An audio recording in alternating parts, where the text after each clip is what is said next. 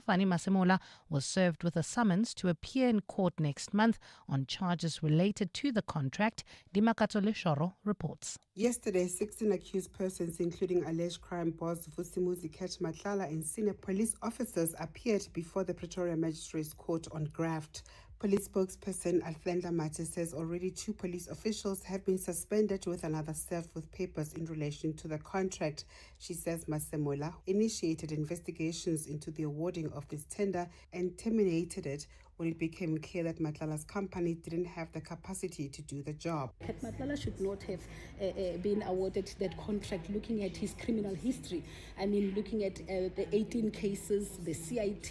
She says a forensic report due next week is expected to provide a detailed account of how the system failed, adding that Masemola has now established a committee to tighten internal controls and strengthen vetting processes before tender adjudication to prevent similar cases.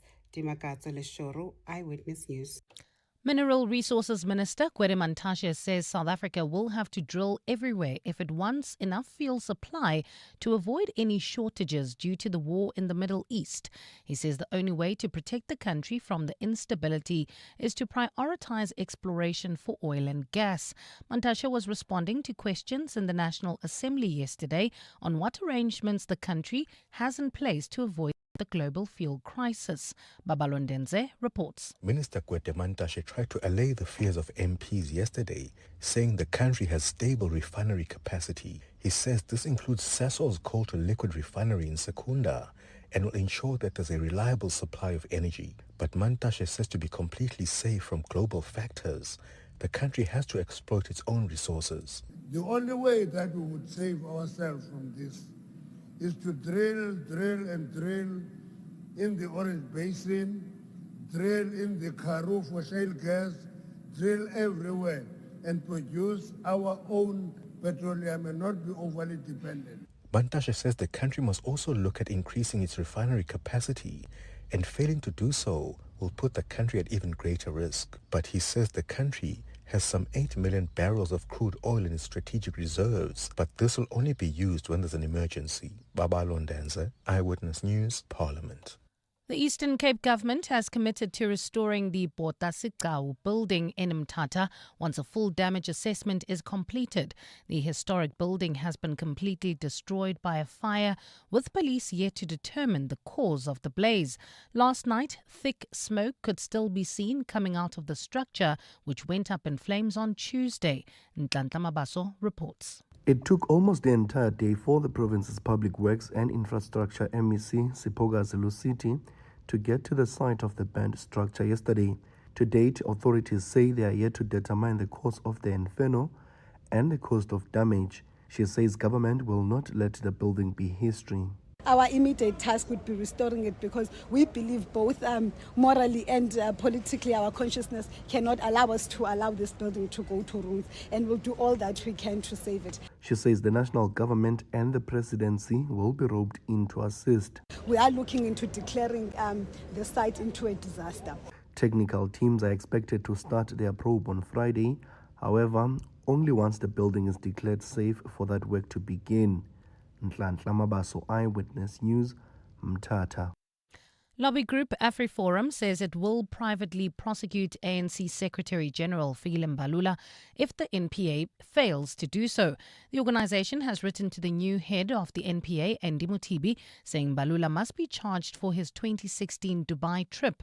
During that year, Mbalula took his family on a vacation to the United Arab Emirates that cost about 680,000 rand. At the time, Mbalula was the sports minister, and it later emerged that his trip was largely sponsored by a government service provider. Speaking to the media yesterday, head of AfriForum's private prosecution unit, Gerrie Nel, says he doesn't understand why the NPA has not prosecuted this matter. I think it's an uncomplicated matter. We set it out in our letters that it's uncomplicated. Once you have a minister, you have a supplier, and you have an undue benefit. I say that that is a very strong case to prosecute. Meanwhile, the ANC says AfriForum's pursuit of Mbalula is politically motivated. Party spokesperson Mahlengi Bengwa This is the conduct of an organization that has abandoned any pretense of patriotism and has chosen instead to act as a proxy for external interests that are hostile to South Africa's transformation agenda. We reject the so-called Balula dossier with the contempt it deserves. And in the US, Meta and Google are considering their legal options following a major loss on social media use for young people. A Los Angeles jury handed down an unprecedented win for a young woman who sued Meta and YouTube over her childhood addiction to social media. The woman, known as Kaylee, testified that social media use that started before she was a teenager dominated her life and contributed to her mental health issues. Jurors then found that Meta and YouTube intentionally built addictive social media platforms that harmed the 20-year-old's mental health. She was awarded $3 million, while another form of damages is yet to be determined by the court. Gold is trading at $4,512.79 an ounce. The rand is at 16.97 to the dollar, 22.67 to the pound, 19.61 to the euro, and Brent crude oil is at $104.49 a barrel. And in the traffic in the city of Tshwane, we've got delays on the N1 South approaching the Flying Saucer interchange. That's due to a car stuck on the road. It's on the center lane. Please be on the lookout there.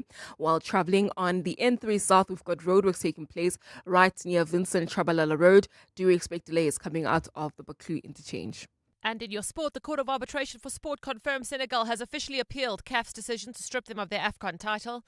Banyana squad named to face Algeria in 2 friendlies next month. And the Titans beat the Warriors by 4 wickets to make the One Day Cup final against the Lions on Sunday.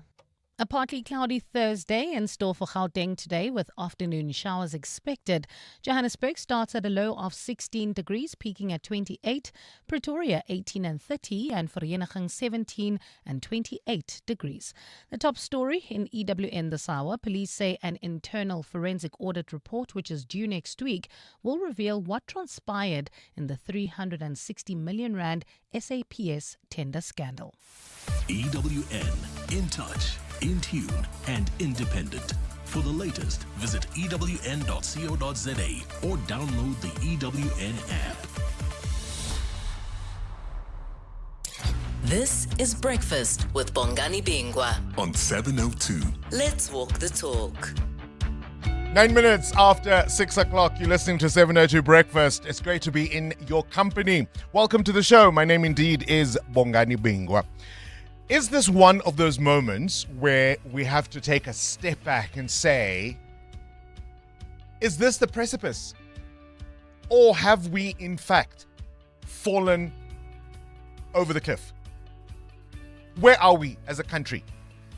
Are we at the precipice or have we fallen in? Yesterday was one of those extraordinary news days where just story after story after story after story was breaking.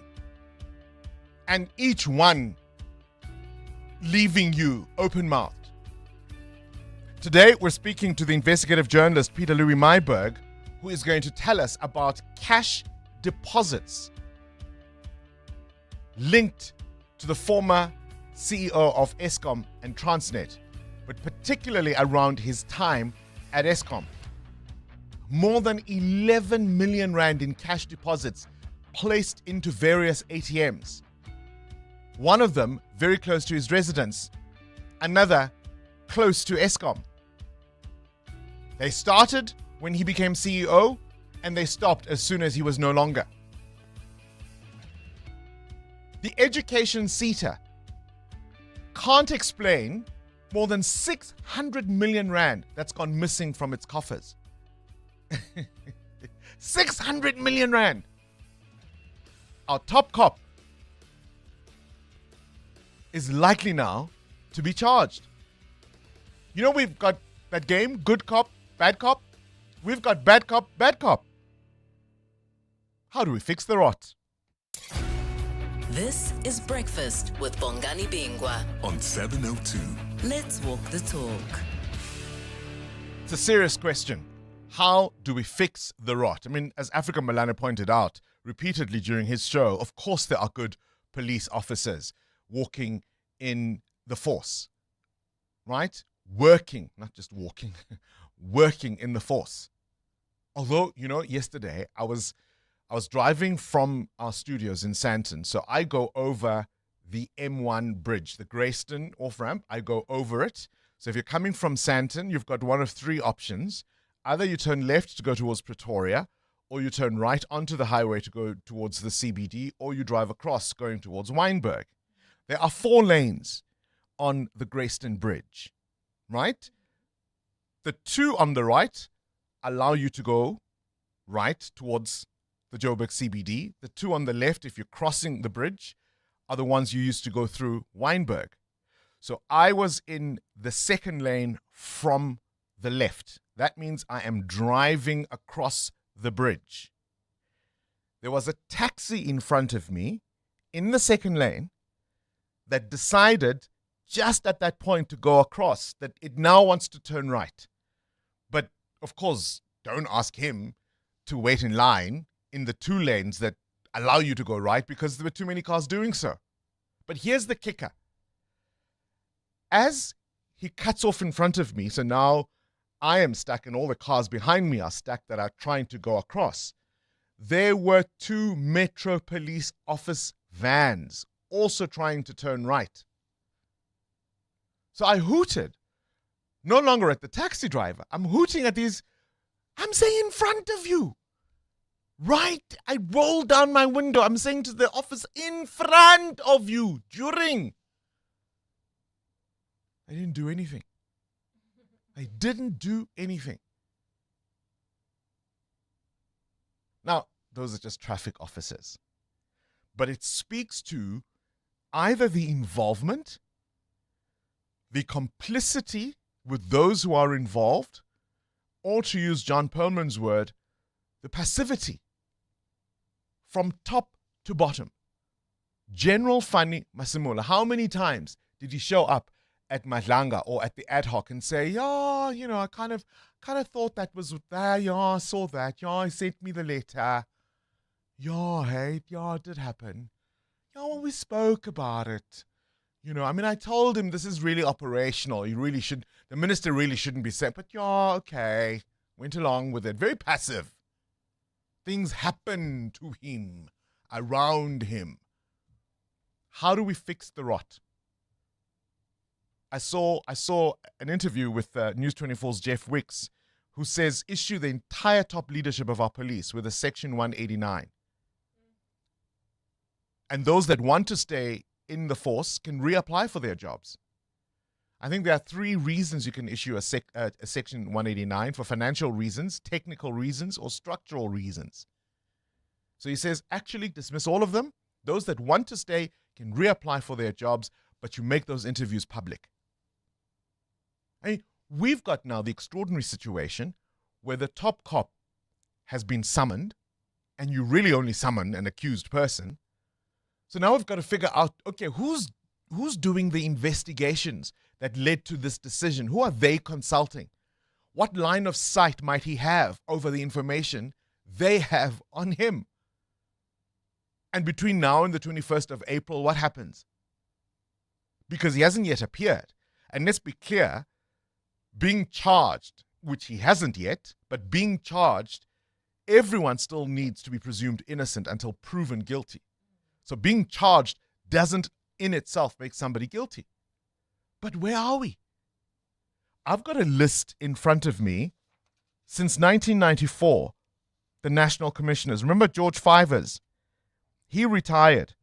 He was replaced by Jackie Silibi, who ended up in prison. Bheki Cele was also booted out after a public protector report, which of course was later reversed. But the point is, there were questions around his conduct.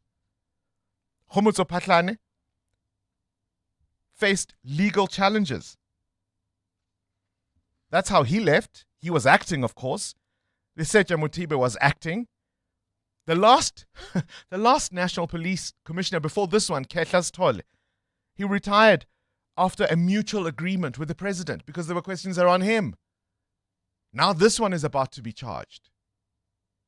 Are we at the precipice or have we fallen over? Good morning, Bongani. It's Kevin from Rodiport. If I was president, the president right now, I would immediately put Masimula on suspension. Immediately. This is crazy. This is really, really crazy.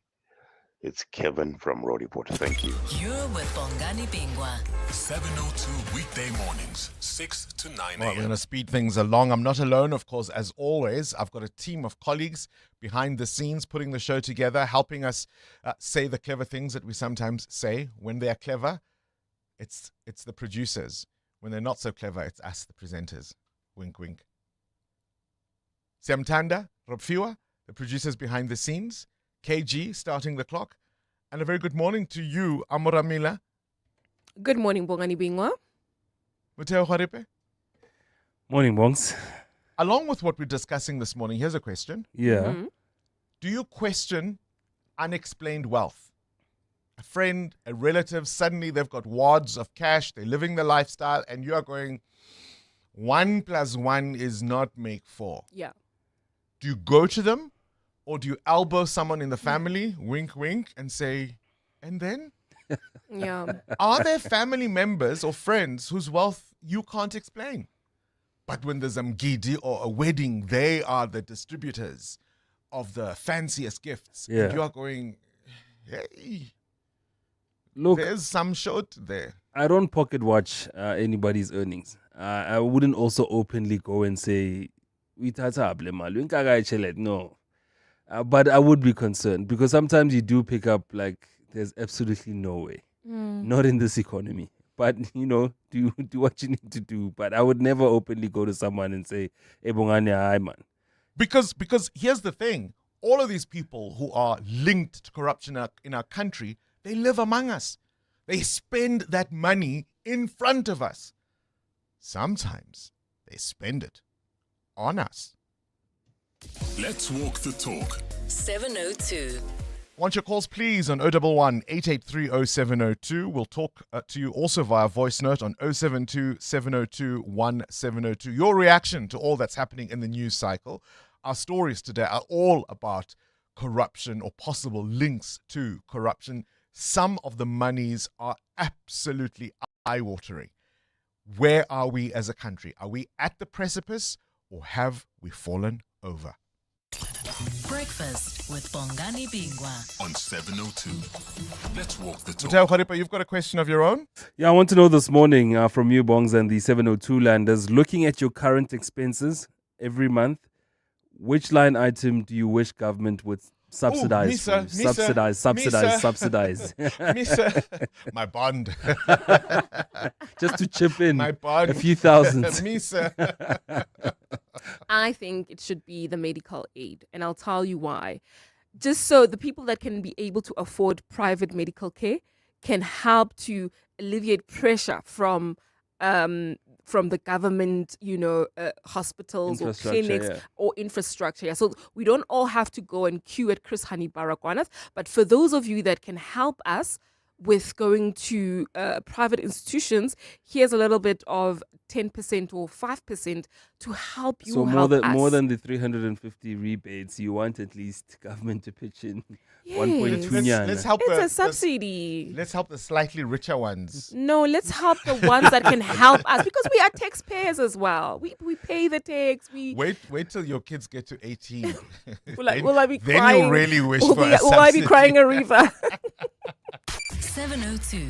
Weather. It's 20 after 6. Your conditions on this Thursday. You can expect a wet afternoon in Gauteng. Temperatures slightly warmer than the earlier part of the week. 28 is your high in both Vereeniging and Johannesburg. It's 30 in the capital. Cape Town, partly cloudy skies there.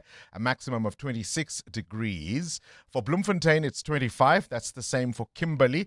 Gqeberha and East London peaking at 24 degrees. 29 is your high in Mahikeng. It's the same in Durban, 29, where it'll also be partly cloudy with some showers in the afternoon. EWN Traffic. All right, 21 after 6. This EWN Traffic is brought to you by South African Airways. See just how far you can go with them. Book at flysaa.com now. Amo? Well, Bongani, we start in the city of Tshwane this morning with delays on the N1 South between Rigel Avenue and the Flying Saucer interchange. That's due to a car that is stuck on the road there. And if you're heading towards Pretoria via the R21, unfortunately, we've got roadworks taking place already, causing some issues approaching Olifantsfontein Road. And there's also queuing traffic reported on the Mark 1 North between the Boysons Road exit and Car Street. More updates coming up. Do stay tuned. There's more EWN on air, online, and on the EWN app. This is what progress sounds like. At South African Airways, we've added more aircraft to the runway, increased our flights from just over 1,000 in 2021 to over 24,000 last year. And we continue to add more destinations and routes. It's steady progress over time. We know there's still work to do, but every day we're building something stronger. An airline that shares the resilience of the country it carries. South African Airways. Book your next flight at flysaa.com today. 702. Add your voice. Have your say. Let's walk the talk. Good morning, Bongani team. Man, with this cop thing, man. Yesterday, how many plus? No, the commission. No, man, these guys are making us sick. So it's not good cop. I mean, bad cop only. It's bad cop, worse cop, mild cop. Thank you, King from Eldos. Good morning, Bongani. I'm not going to be long. Talking about traffic cops, especially in Bryanston. I drive here every day. Yeah? You must look at the taxis to Alexandra. That will tell you exactly how corrupt is the police, because they're not doing anything. Those taxis are scrap. You can see the seat when you're driving. The seat, the police is a big problem in South Africa. Complicity, involvement, and passivity. Did you see those visuals remember they were arresting Mugabe's son? There were those pictures of cops stealing watches at the house, caught on camera. Right? But the fish rots from the head, does it not? Start your day with Bongani Bingwa on 702. Let's walk the talk. 24 minutes after 6 o'clock, things you need to know at this hour. We're asking you a very simple question this morning as our shout out. Do you question unexplained wealth around you, friends, colleagues? You earn the same salary, you do the same job, but yay, the other person is living large and you know it's not their spouse, right? The Special Investigating Unit is proposing to expand lifestyle audits to include assets like livestock, land, international travel to close those loopholes. These changes are aiming to strengthen oversight and to prevent public officials from hiding unexplained wealth. Are you an observer of people's lifestyles and what they can and can't afford? And how much attention do you pay to signs of wealth, like the cars they drive, their travel, their property, when you judge their situation? And do you confront them? Do you go, hey, friend, or are you afraid people might say you're jealous and so you mind your own business and keep the peace? Because these people who spend this corrupt money, they do so right in front of our eyes.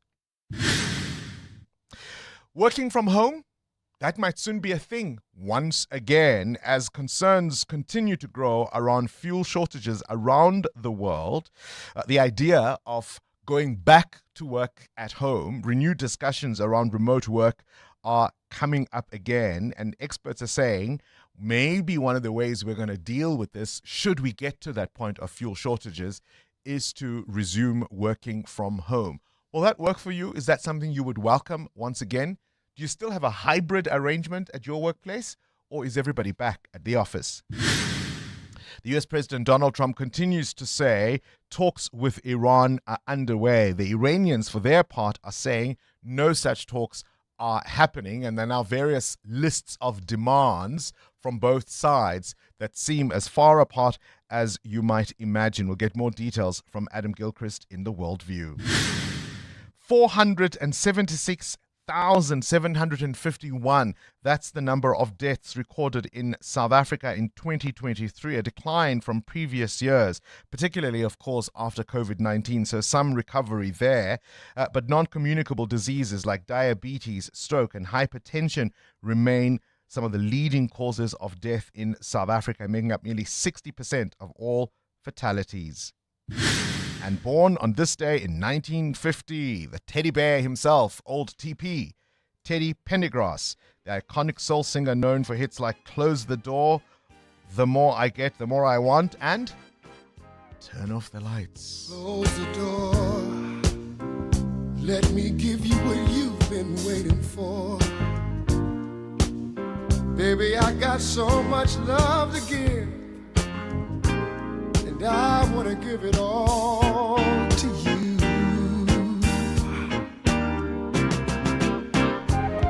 Close the door. No need to worry no more. Let's bring this day to a pleasant end. 702. The newspapers. Bali Dlamini, a very good morning to you. Good morning, Bongs. How are you? Good. Your question? Unexplained wealth? Yes. Do you speak to the people? Yes. And what do they say? Even if they think that I'm jealous, because maybe I am, just a little bit of envy. But I know you. Have I you grew got up answers? with you. Oh, I live with you. You're my sister. All of a sudden, Moteo's my friend. I see him living his life. I'm like, where are you getting this money? I know you. We've been working together for years. You know what they pay at EWN. I know. What's in the papers? Well, Bongani, when we speak about the construction mafia, I think it's a term that's become very, normal for us to speak about here in South Africa, particularly the dangers of it and all of that stuff. But an interesting story I saw in the South China Morning Post today is a watchdog is taking legal action against a syndicate which is seeking a quarter of the renovation market in Hong Kong. And basically what they're doing is that they're fighting so dirty that one of the projects that is actually within this investigation that the Competition Commission in Hong Kong is investigating is a building that we reported quite a lot on in November last year. It burnt down. 160 plus people lost their lives in that building fire. And there were many questions around, compliance and who authorized this, that, and the other. And for it to be contained in an investigation like this kind of makes you raise the question, is there sabotage that's also in play? Because I didn't get the tender to build this particular development, am I going to kill people in order to get it even? So some of these things aren't all that unique to us, Yeah, are they? they're not. The front page of The Citizen, Trump, please sanction Mbux. That's the other story, of course, from yesterday. AfriForum calling on the U.S. to invoke this Magnitsky Act to sanction ANC Secretary General Fikile Mbalula. They're saying fraud, corruption, and money laundering, as, of course, this act was used against Gupta Associates and the Gupta brothers themselves. The ANC says they won't be intimidated by organizations seeking to weaponize foreign policy instruments. But you've got to ask the question, a local organization asking a foreign power to act against South Africans. Imagine. Yeah, ne? EWN Business. Mateo wants to know if one line item on your budget could be subsidized, which would you choose? I said the bond. Some people might say school fees, others groceries. I can't imagine anybody would choose the entertainment. That's because it's non-existent in the budget anymore. Right. Nobody can afford to entertain. We play cards. That's our entertainment. Get to know each other more. Monopoly. What prompts the question? Bongani, the Fuel Association of South Africa is calling for Treasury to pause or reduce the fuel levy in order to cushion fuel prices for South African consumers. The fuel levy is at 14 cents a litre, with the road accident fund at 7 cents a litre. Both the business leadership South Africa and COSATU are also calling on the government to temporarily suspend or reduce the fuel levy to cushion the fuel hikes. Now, DA says a 50% reduction would dampen increases by around R3.17 and provide immediate and essential relief to South Africans who are staring down the barrel of higher fuel costs. Holistic holistically, the fuel levy currently stands at R4.15 per litre, meaning prices may still go up next month.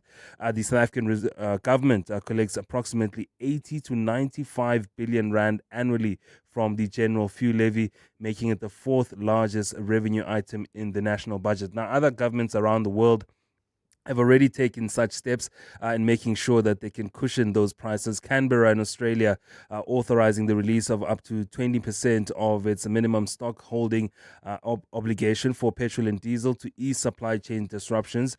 China as well is a major importer, of course, of fuel. China has considered using its vast strategic reserves, with domestic refiners like Sinopec pushing for permission to access them. South Korea, in a rare move, the government there introducing a maximum price cap on petrol and diesel, adjusted every 2 weeks, depending on where the price goes. Spain, that government approving a €5.8 billion aid package, including reducing VAT on electricity and gas and implementing 20 cent per litre subsidy for their citizens. So, yeah. Yeah, the world we live in. All right, let's talk indicators. The rand at 16 rand 97 against the US dollar, weaker this morning. 19 rand 63 against the euro, 22 rand 68 cents against the British pound. The price of gold at $4,517 an ounce, while platinum is up 1% at $1,928. Brent crude at $103 a barrel. More business after 7. Let's go straight to the news desk. Mbali Dlamini, as I was watching some of the appearances yesterday, I remembered a COVID song. Oh, banla, babant. Oh, banla. I'll let you tell the story. Thanks, Bongani, and I'll try. A very good morning. The NPA says it will not be getting involved in a dispute between the man accused of killing a witness who appeared before the Madlanga Commission and his legal team. Matipandile Soteni, who appeared in the Brakpan Magistrates Court yesterday, is accused of murdering Marius van der Merwe in December last year.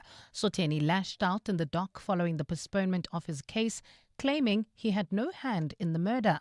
Alfara Mushwana reports. Matipandile Soteni, who is a former member of SAPS's Special Task Force, has told the court that he doesn't know his lawyer and did not consult any legal representatives before his court appearance. The lawyer here is the first time I see him today. He's not been given instruction by me. He did not even take my statement, Your Worship. I'm arrested here for something I did not commit. NPA spokesperson Lumka Mahanjana, however, says they will continue pursuing the murder charges against Soteni while allowing him the opportunity to resolve his dispute with his legal team. You must remember who the accused appoint as his lawyer. The state has nothing to do with that.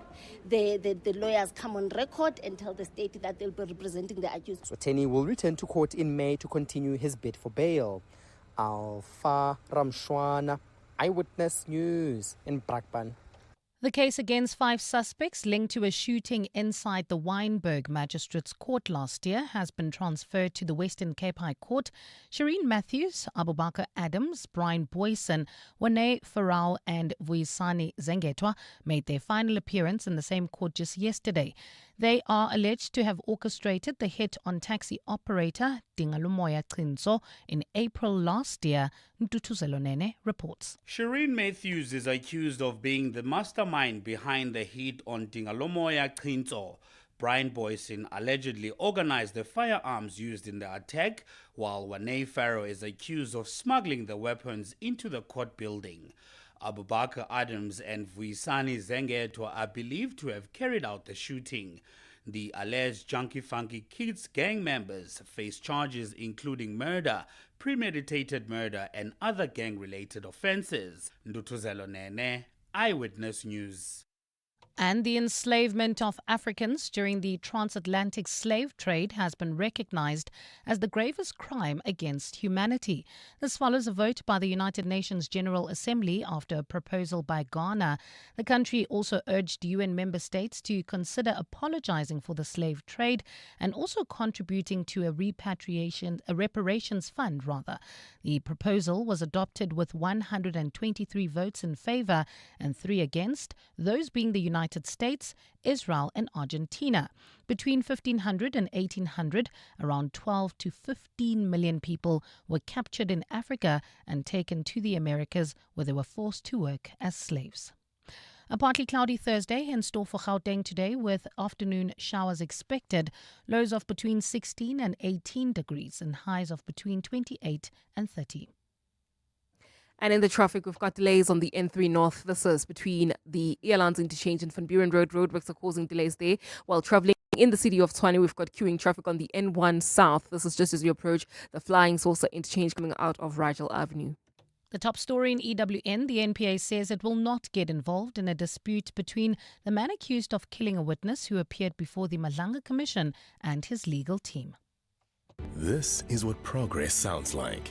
At South African Airways, we've added more aircraft to the runway, increased our flights from just over 1,000 in 2021 to over 24,000 last year. And we continue to add more destinations and routes. It's steady progress over time. We know there's still work to do, but every day we're building something stronger. An airline that shares the resilience of the country it carries. South African Airways. Book your next flight at flysaa.com today. Is your skin itchy, flaky, red or discolored? You may have a fungal skin infection. Turbane treats a variety of fungal skin infections, like skin thrush, a red and itchy rash with small pimples, usually in damp skin areas. Ringworm, a ring-shaped, sometimes itchy rash. Athlete's foot, itchy, red, discolored or peeling skin on your feet or toes. And jock itch. Turbane kills skin fungus, and you only need to use the cream once or twice daily for 1 week compared to other 4-week treatments. Ask your pharmacist about Turbane cream and say goodbye to fungal skin infections. Let's hear from Chantal and Mel, owners of Jelly Body and Nail Studio, why it pays to switch to Outsurance Business Insurance. We were with our previous insurer for about 4 years, and when we decided to switch, it was actually a flawless process. It definitely pays to switch. For beauty salons, convenience stores, and all other businesses, get a quote today and see why it pays to switch to Outsurance Business Insurance. Visit outsurance.co.za or call 08600 60000 today. Licensed insurer and FSP. TCs and information online. When you're running a small business, you need someone who speaks your language, who understands when you talk innovation, growth, scaling. Someone like MTN Business and 702. The 702 MTN Small Business Awards, from the townships to the suburbs and everywhere in between. We want to talk about you and your business. Go to primemediaplus.com to enter your business or nominate one you know. Because once we start talking about where you are now, you'll be well on your way to reaching your next. The 702 MTN Small Business Awards. Let's talk shop. TCs and more on primemediaplus.com. Coming up in the next hour, what's the question? And it's brought to you by Outsurance. 3,000 Rand in cash is up for grabs. Send us an answer based on anything you've heard in the show. We'll give you 1,000 Rand. WhatsApp it to 072 702 1702. Then later, someone else will ask a question to get to your answer to win 2,000 Rand. SMS out to 45142 now, and you could save on your car insurance. 702. WhatsApp Bongani on 072 702 1702. Morning 702. Slimo here. Bongs, well said. The fish rots from the head. If the big bosses are not doing their job or not following up or not going by the rules, obviously the guys from at the bottom, they won't do anything because the bosses, they don't care. Morning, Bongs. William here from Brits. Listen, Bongs, man. I really have a high confidence in Andy Mutivi and his NPA. Really, that guy is going to do a brilliant job there. We already see it. And with the suspension of Masemola pending, the man, General Mukonazima, must just go in there. And I know he will flush out all corrupt officers and everything there. Then we will be fine again. That's my wish. Thank you. Bye. Good morning, breakfast team. I 100% agree with you, Bongani. Let all the top cops reapply for their jobs. Baxoshe bonke. Baxoshe bonke. Lindy from Alberton. I mean, it's a sad day to even think about, right? Because at that point, won't all those who are involved in criminality be laughing all the way to the bank?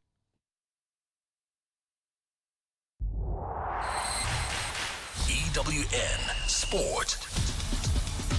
Cindy Paluta, let's talk sport. A very good morning to you. Good morning. There's nothing like a dramatic pause before the top sports story of I think the day. Katie was a little like, oh, is he done? Is it because we've never heard you just say one sentence, so little. Bongani? Are you okay? Well, I want to get straight into this story. Remember Yes. Senegal versus Yes. Morocco? I think I saw something with the Moroccan captain saying he doesn't want that medal. Oh, really? Yeah. But that I'll confirm that. I think Okay. I saw. I may have been scrolling somewhere. But nonetheless, what's the latest on that matter? Well, let's hope it's not AI. The Court of Arbitration for Sport confirming Senegal has appealed officially to CAF's decision to strip them of their AFCON title and awarded it to Morocco months after the final. A statement from the Secretary of State to Senegal's Prime Minister claimed the ruling contradicts the principles of sporting ethics.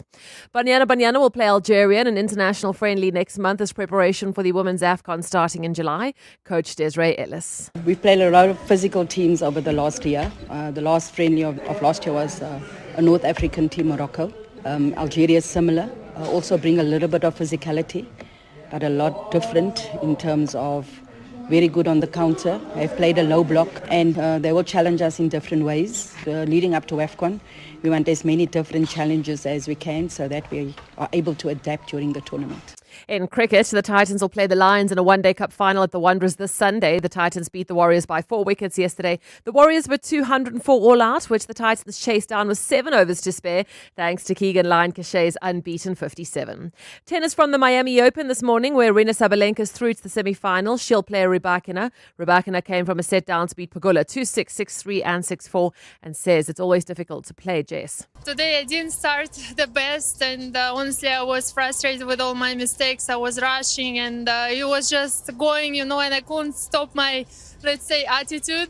I mean, I'm just happy that in the second set I went to take a break, breathe a little bit and managed to turn it around. But later today, Goff plays Makova in a semi-final. On the men's side, just finished, Tommy Paul is out. He lost to Fields in 3 sets. Fields won the match 6-7, 7-6 and 7-6, setting up a semi-final with Leheka. Tonight's quarter-final, Sinner against Tiafoe, as well as Cerundolo against Zverev. Cindy Paluta, Eyewitness News Sport. In 2026, poor quality building materials is not an affordable risk. Don't tatama chance with low-grade materials and turn your home into a news headline.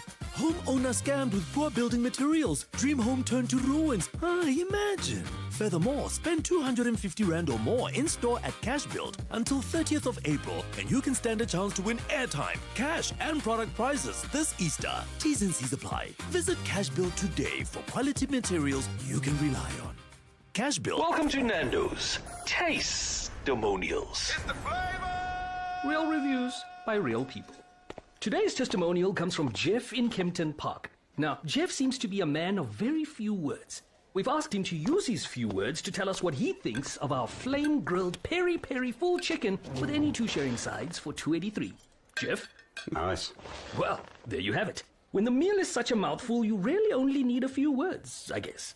Nando's. Oh, what a place. I only went for gift wrap, that's all I needed, I swear. Just tape and birthday wrapping for a little teddy bear. Now there's a pink flamingo perched right by the door. And somehow 5 new books to read, thanks to the crazy store. That's crazy, crazy, that's the crazy store. Went in for one small thing, came out with so much more. The crazy store. Hey, you never know what you might find. The Money Show. Weekday evenings at 6. Are you seeing much demand from electric cars for your service on national roads at the moment? Absolutely. We've had our first charging station, and these are completely off-grid, completely powered by renewable energy, up and running now for 14 months. That was a technical proof of concept. We're now constructing 2 that will go live. That'll unlock the M3 for any EV driver. They're 200 kilometers, so even a plug-in hybrid can jump those. Jabir Rupi, co-founder and chair of Charge. The Money Show on 702. Let's walk the talk. The Money Show with Stephen Curtis is brought to you by Absa Islamic Business Bank, celebrating 20 years of banking that honors your values. Your story matters. Absa's a registered FSP. The Brainy Kids of the Whiz Quiz on 702. Morning, Uncle Bongani. I'm Emma. I'm 12 years old and I go to Large School Inika. When I'm older, I really want to be a computer scientist and I'm feeling quite nervous for the Whiz Quiz. Don't be. Actually, nerves are good. Nerves are good. I'm told you got 7 out of 10 in the test round. How well are you going to do this time around, Emma? 702. Coming up at 7:15, the big interview. EWN Traffic. This EWN Traffic is brought to you by Outsurance. SMS out to 45142 now, and you could save on your car insurance. If you don't, ask them for 500 Rand. There are issues in Kempton Park. Amo? That's correct, Bongani. Delays on Zoerfontein Road, Modderfontein Road, as well as Olifantsfontein Road. But along Zoerfontein Road, it's due to an accident right near Modderfontein turnoff. As a result, Modderfontein turnoff is also backed up. Then if you're traveling towards the city of Tshwane, do expect delays along Olifantsfontein Road. That's due to roadworks on the R21 North. Then if you're heading towards Bedfordview, queuing traffic on the N12 as well as the R24 West between Edenville Road and the Gilulis interchange. More updates coming up. Do stay tuned. There's more EWN on air, online, and on the EWN app. You know that feeling when your flight gets upgraded? Well, that's how good it feels to see Outsurance pointsmen on your road. Everyone feels the difference when the pointsmen are on the roads, and they've been easing traffic congestion for the last 20 years. With Outsurance, you really always get something out. In proud partnership with 702, Outsurance is a licensed insurer and FSP.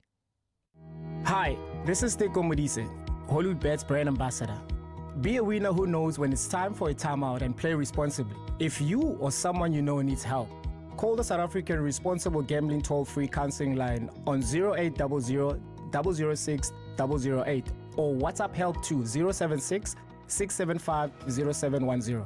Hollywood Sportsbook is a licensed betting operator. Hollywood Bet supports responsible gambling. No person under the age of 18 years are permitted to gamble. Winners know when to stop. Looking for a new ride this Easter?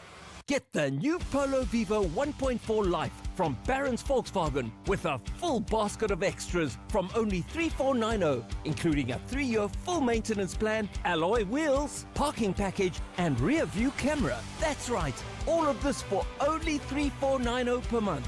Hop on down to Barron's Woodmead or Barron's Broomer today to take advantage of this excellent deal. Barron's, the Volkswagen people. Zakes owns an electrical business that lit up the neighborhood. Literally. One small spark, one big legal nightmare. But he has public liability insurance from Budget. The damage was covered and his client sorted. Sharp, sharp. To get public liability cover, visit budgetinsurance.co.za. Budget Insurance, official insurer for good South Africans. Budget is a licensed non-life insurer and FSP. T's and C's online. Who is the whizziest of them all? It's the Whiz Quiz on 702. Give away some cash, shall we? You have to be aged 10 to 13 to play the Whiz Quiz. I've got 10 questions. I need 10 correct answers, and we must do it all in 60 seconds. Our contestant today is 12-year-old Emma, who goes to Large School Inika and wants to be a computer scientist later on in life. Emma, I heard you did really, really well in the test round, 7 out of 10. Hopefully you can get 10 out of 10 today, hey? Thank you. Let's see. KG, start the clock. The word microphone is shortened to which word? Mike. Correct. What is 29 minus 9? 20. Correct. Which word is a noun? About or anchor? Anchor. Correct. Which city is closer to Lesotho, Cape Town or Bloemfontein? Cape Town. It's Bloemfontein. True or false? Youth Day is the public holiday of June 16 in South Africa. True. Correct. Give the past tense of the word go. Went. Correct. What liquid beginning with M is normally used to make butter? Milk. Correct. True or false? Kamala Harris is the president of the USA. False. Correct. What sport does the American Coco Gauff play? Pass. Tennis. Spell the word sharpener. SHARPER. No, it's SHARPENER is how you spell sharpener. But not a bad round, Emma. You walk away with 700 Rand. 7 correct answers is what you got. Exactly as you did in the test round. So that is a credible score. If you're aged 10 to 13, send us a WhatsApp voice note and we'll call you to play Whiz Quiz. The brainy kids of the Whiz Quiz On 702. Current events, developing stories, tough questions. Your voice making a difference. This is Breakfast with Bongani Bingwa. On to this now. I asked a question earlier. Are we at the precipice or have we fallen over the cliff? Because for all the attention we're paying to current allegations of corruption, let's not forget this has been a journey we have been on for quite some time. The investigative journalist and author Peter Louis Myburgh, writing for the Daily Maverick, has traced more than 11.3 million rand in unexplained cash deposits into a company allegedly linked to the former Eskom and Transnet boss Brian Molefe. 706 separate deposits made over a time, but a noticeable spike near Eskom's Johannesburg headquarters as soon as he moved there, and all of them stopping as soon as he left. Peter Louis Myburgh, always a pleasure to have you on our show. Thank you once more for your time. Morning, Bongani. Thanks for having me.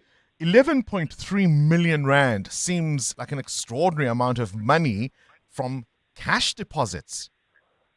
Look, that's always going to be interesting and suspicious from an investigations point of view, not only in terms of investigative journalism, but also, forensic examiners and law enforcement bodies view large cash deposits in a rather dim light. They always raise red flags. So this report follows on an investigation we published earlier in March where we first linked Brian Molefe to some of the outflows from this account. So there were payments made towards a wedding for Brian Molefe, and then a whole range of other what seemed to be lifestyle expenses was being covered from this Pelkacap account because of on the back of the cash deposits that so routinely entered the account. So this installment of our investigation now looks at the inflows. We look at how the money went into this account over that near 5-year period, that's circa 2013 to 2018. And then we kind of very interestingly try to pinpoint where most of the money went into the account, and that's then where these very strong correlations surface between money going in and these key points linked to Molefe, so properties he owned, where he worked at Eskom, at Megawatt Park, etc. I mean, let's be clear.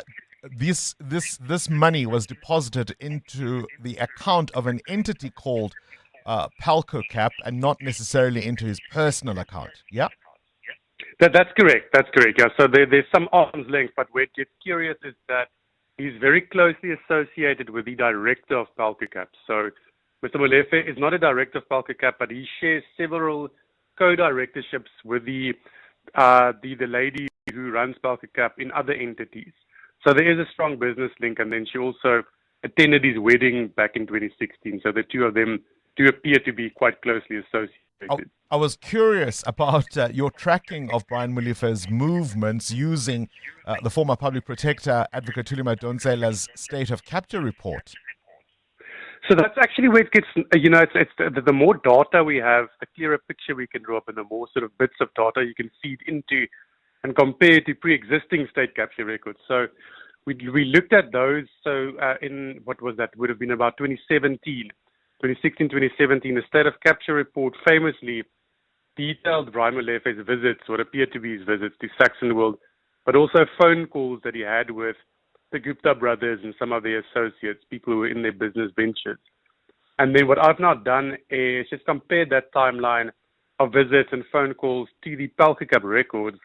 And then again, quite interestingly, on the majority of the cases where there was contact between Molefe and the Guptas, on that very day or the day thereafter, money would then get deposited into the Pelkacap account.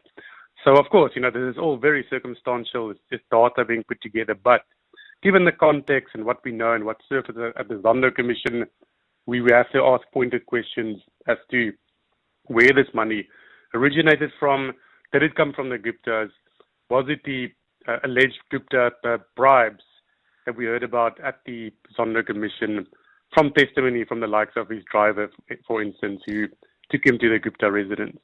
And also, which driver said on several occasions he was instructed by Molefe to deposit monies at various ATMs, some of them close to the Transnet headquarters when, of course, Molefe was the CEO there.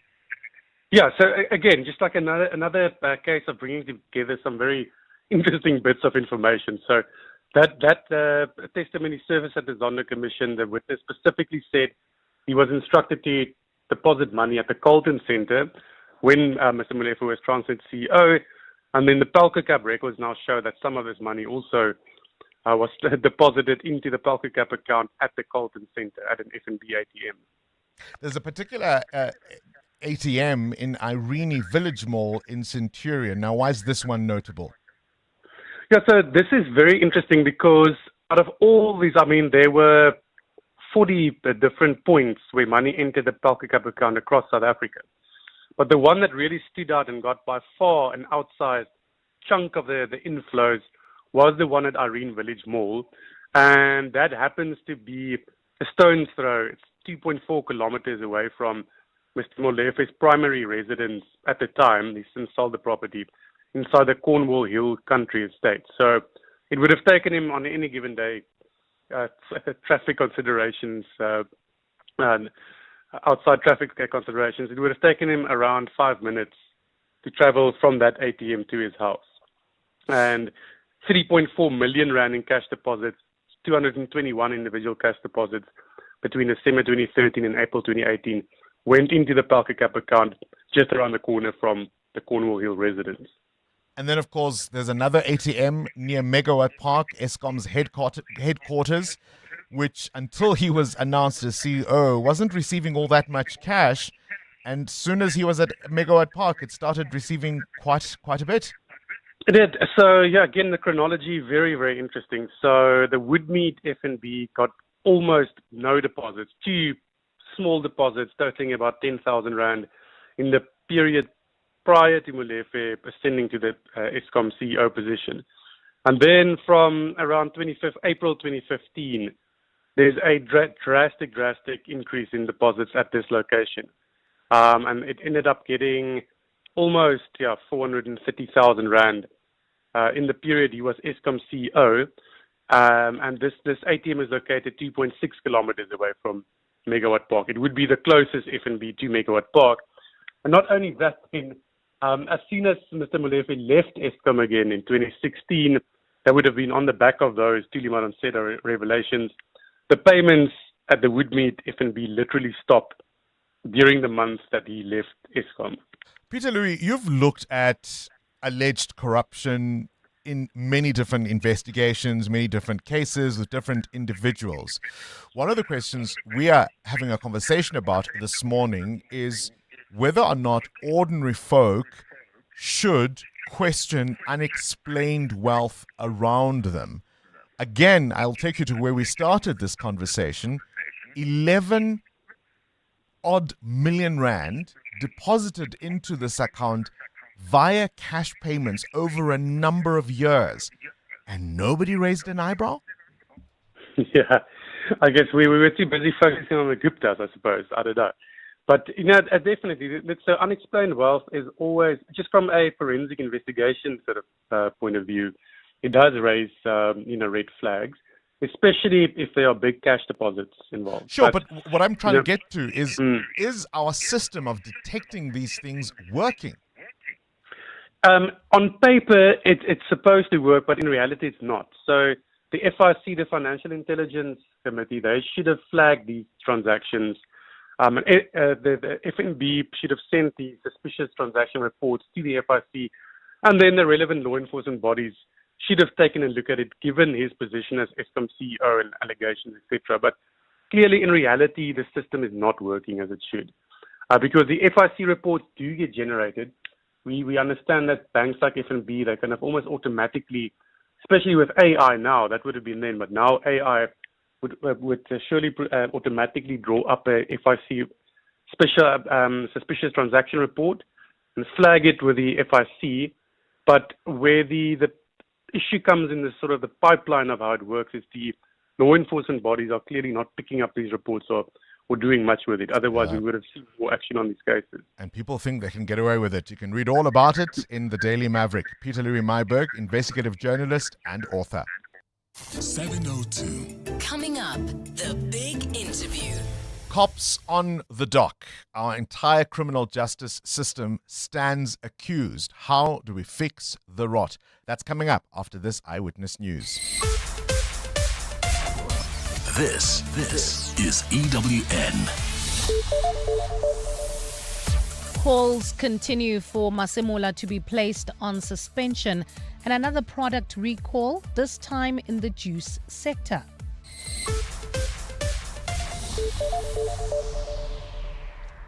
Good morning, I'm Bali Dlamini. The DA has called for the immediate precautionary suspension of National Police Commissioner Fani Masemola. The party says action must be taken over his alleged links to a dodgy police tender awarded to alleged crime kingpin Vusumuzikat Matlala. Yesterday, Masemola was served with a summons to appear in court next month on charges related to this contract.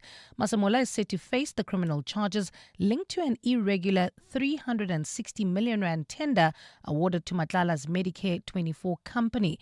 The call for Masemola's suspension comes after 12 police officers appeared in court yesterday, also after being linked to the same contract.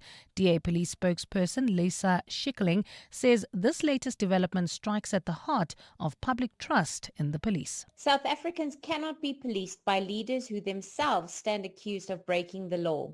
We call for General Masemola to be placed on immediate precautionary suspension, just as he did to Shadrach Sibia, while this matter proceeds through the courts.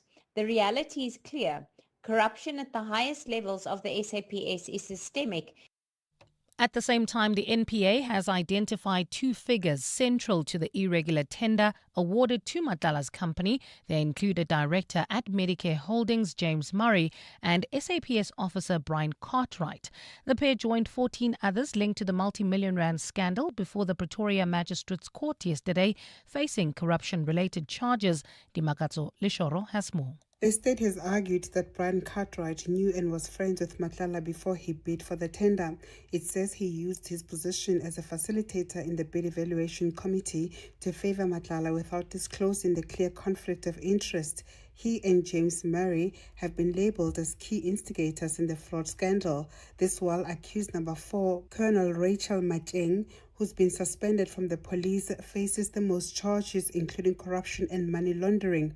When Mateng earlier appeared before the Madlanga Commission of Inquiry, she admitted that she was in a relationship with Matlala and received weight loss drugs as a gift from him.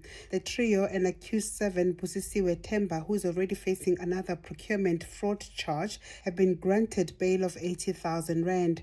The rest of the accused, who are members of the bid evaluation committee, have been granted bail of 40,000 rand. Matlala did not apply for bail and remains in custody on an unrelated matter. Dimakatso Leshoro, Eyewitness News.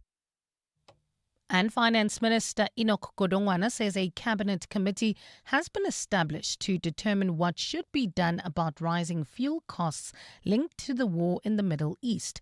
He was pressed on the matter in the National Assembly yesterday on a question about the recent judgment of the Western Cape High Court that ruled that his power to unilaterally determine the value-added tax rate was unconstitutional.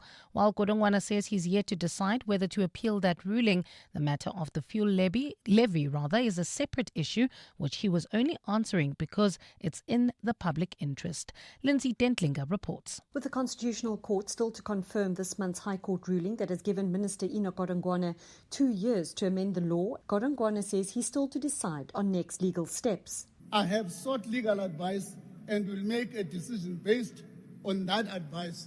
At the moment, I've not firmed up a decision. Thank you. Questioned by the DA's Matt Burke on whether he will accede to the DA's proposal made yesterday to cut fuel levies by 50%, Godongwana said the question was irrelevant to the original VAT question.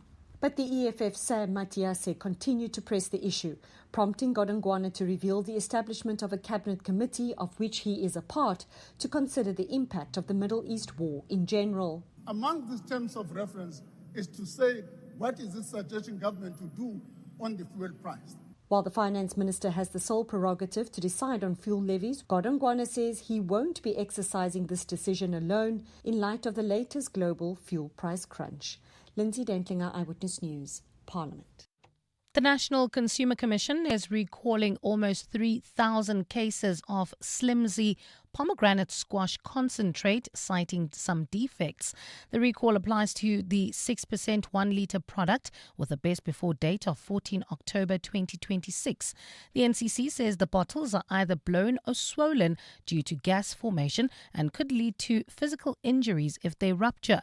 The supplier, Dynamic Brands Manufacturing, has also warned that ingesting the product could lead to foodborne illnesses. The Commission's Prudence Muilwa says they are calling on retailers to immediately remove the affected products from the shelves. The products were made available for purchase from the 22nd of January 2026 to the 23rd of March 2026. The recall affects a total of 17,364 units. Consumers who have purchased the products are urged not to consume the products but to immediately return the product to their point of sale for a full refund. An ousted Venezuelan president, Nicolas Maduro, is expected back in a New York court today. This will mark his second appearance before a U.S. court since his capture by U.S. forces in January. Maduro and his wife have been held in a Brooklyn jail since their capture on allegations including drug trafficking. Maduro has declared himself a prisoner of war and pleaded not guilty to the charges he faces. Today's hearing will likely see Maduro push for the dismissal of the case as lawyers continue to tussle over who will pay the former leader's legal fees. Gold is trading at $4,521.23 an ounce. The rand is at 16.98 to the dollar, 22.70 to the pound, 19.65 to the euro, and Brent crude oil is at $103.76 a barrel. And in the traffic, we've got delays on the N3 South. This is just as you approach Modderfontein Road. Please be on the lookout there. And traveling in Kempton Park, we've got a major accident scene reported on Zurfontein Road. This one is right near Modderfontein Road, causing delays. There's another accident scene along Modderfontein Road. This is just as you now approach Zurfontein Road. So please be on the lookout there. And in your sports, Senegal, trying to get their AFCON trophy back, have officially lodged an appeal to the Court of Arbitration for Sport. One last chance for European sides to book their place at the World Cup tonight. And the Titans will play the Lions in the One Day Cup final at the Wanderers this Sunday. A partly cloudy Thursday in Gauteng with afternoon showers and thundershowers expected.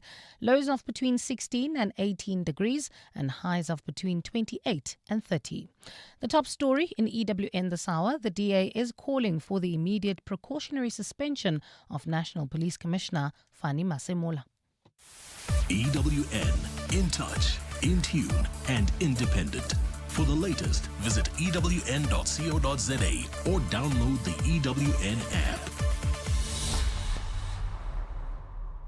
This is Breakfast with Bongani Bingwa On 702. Let's walk the talk. I don't know if anyone has noticed Thabo Bester trying to be in the news once again in recent days. And there's so much going on that hardly anyone is paying attention, right, to his theatrics and drama. He's been, of course, trying to say that he was extradited illegally back into South Africa. That small matter of him being a rapist and a killer, no, that doesn't matter. We should just have left him alone, roaming about in Tanzania. Another extraordinary moment yesterday was the man accused of killing a witness who appeared before the Madlanga Commission of Inquiry. This is, of course, Matipandile Soteni, accused of killing Marius van der Merwe, witness D, declaring not only his innocence, but then also saying yesterday he didn't even know the lawyer who was meant to represent him. It was a bit of a bizarre moment. If you missed it, here it is. Your Worship, I want to assist the court, Your Worship, in the interest of justice, and the allegations that were leveled against me, I deny them fully. I have nothing to do with this crime. I wish to state under oath, because the lawyer here, it's the first time I see him today. He's not been given instruction by me. He did not even take my statement, Your Worship. I'm arrested here for something I did not commit. The instructions are coming left, right, and center, Your Worship. I'm being decided upon. I have not done anything here. I'm on social media. I'm everywhere. My name is painted. So, Your Worship, for postponing this case, it's delaying the matter. And I wish to assist the court. I'm ready with my statement. I'm ready to say what had happened. Yeah, hey? We've heard these kinds of denials before, but the bombshell, of course, the bombshell of the day yesterday has to be news that the National Police Commissioner Fani Masemula has been summoned to appear in court. You don't just summon anyone, right? That must surely mean he's going to be an accused person. And it follows a long line of top cops in South Africa, in democratic South Africa, who've been found wanting by the law. I can confirm that the National Commissioner of SAPS, General Fani Masemula, was served this afternoon with a notice to appear in court on the 21st of April on the Medicare 24 tender. General Fani Masemula remains fully committed to upholding the rule of law and the integrity of the office he serves. He has taken note of the charges brought against him, and he has pledged his full cooperation with all lawful processes.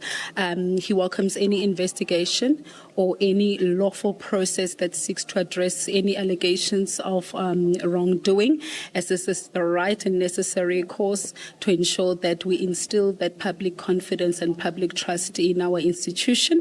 And it is also essential that all these processes take place transparently in a fair manner, and he has pledged his full cooperation and confidence that this legal process will allow the truth to emerge. So I can confirm that he will make himself available on the 21st of April in court. I mean, this, of course, alongside 12 senior managers of SAPS arrested for their alleged role in this awarding of this 360 million rand tender. But the National Commissioner sits at the top of the structure, and so many questions remain unanswered about how this investigation will go. But Jackie Silebi, and to be fair to Begitele, he was cleared, but he also left this office under a cloud. Khumuzo Pahlane was in an acting capacity, dismissed following corruption allegations. Kehla Sitole, the one before this guy, leaving by mutual agreement with the president. And Fani Masemula now questions around his own conduct. This is Breakfast with Bongani Bingwa on 702. Let's walk the talk. How worried should we be about fuel shortages in this country given the situation in the Middle East? In Kenya, 20% of fuel stations already now hit by supply challenges.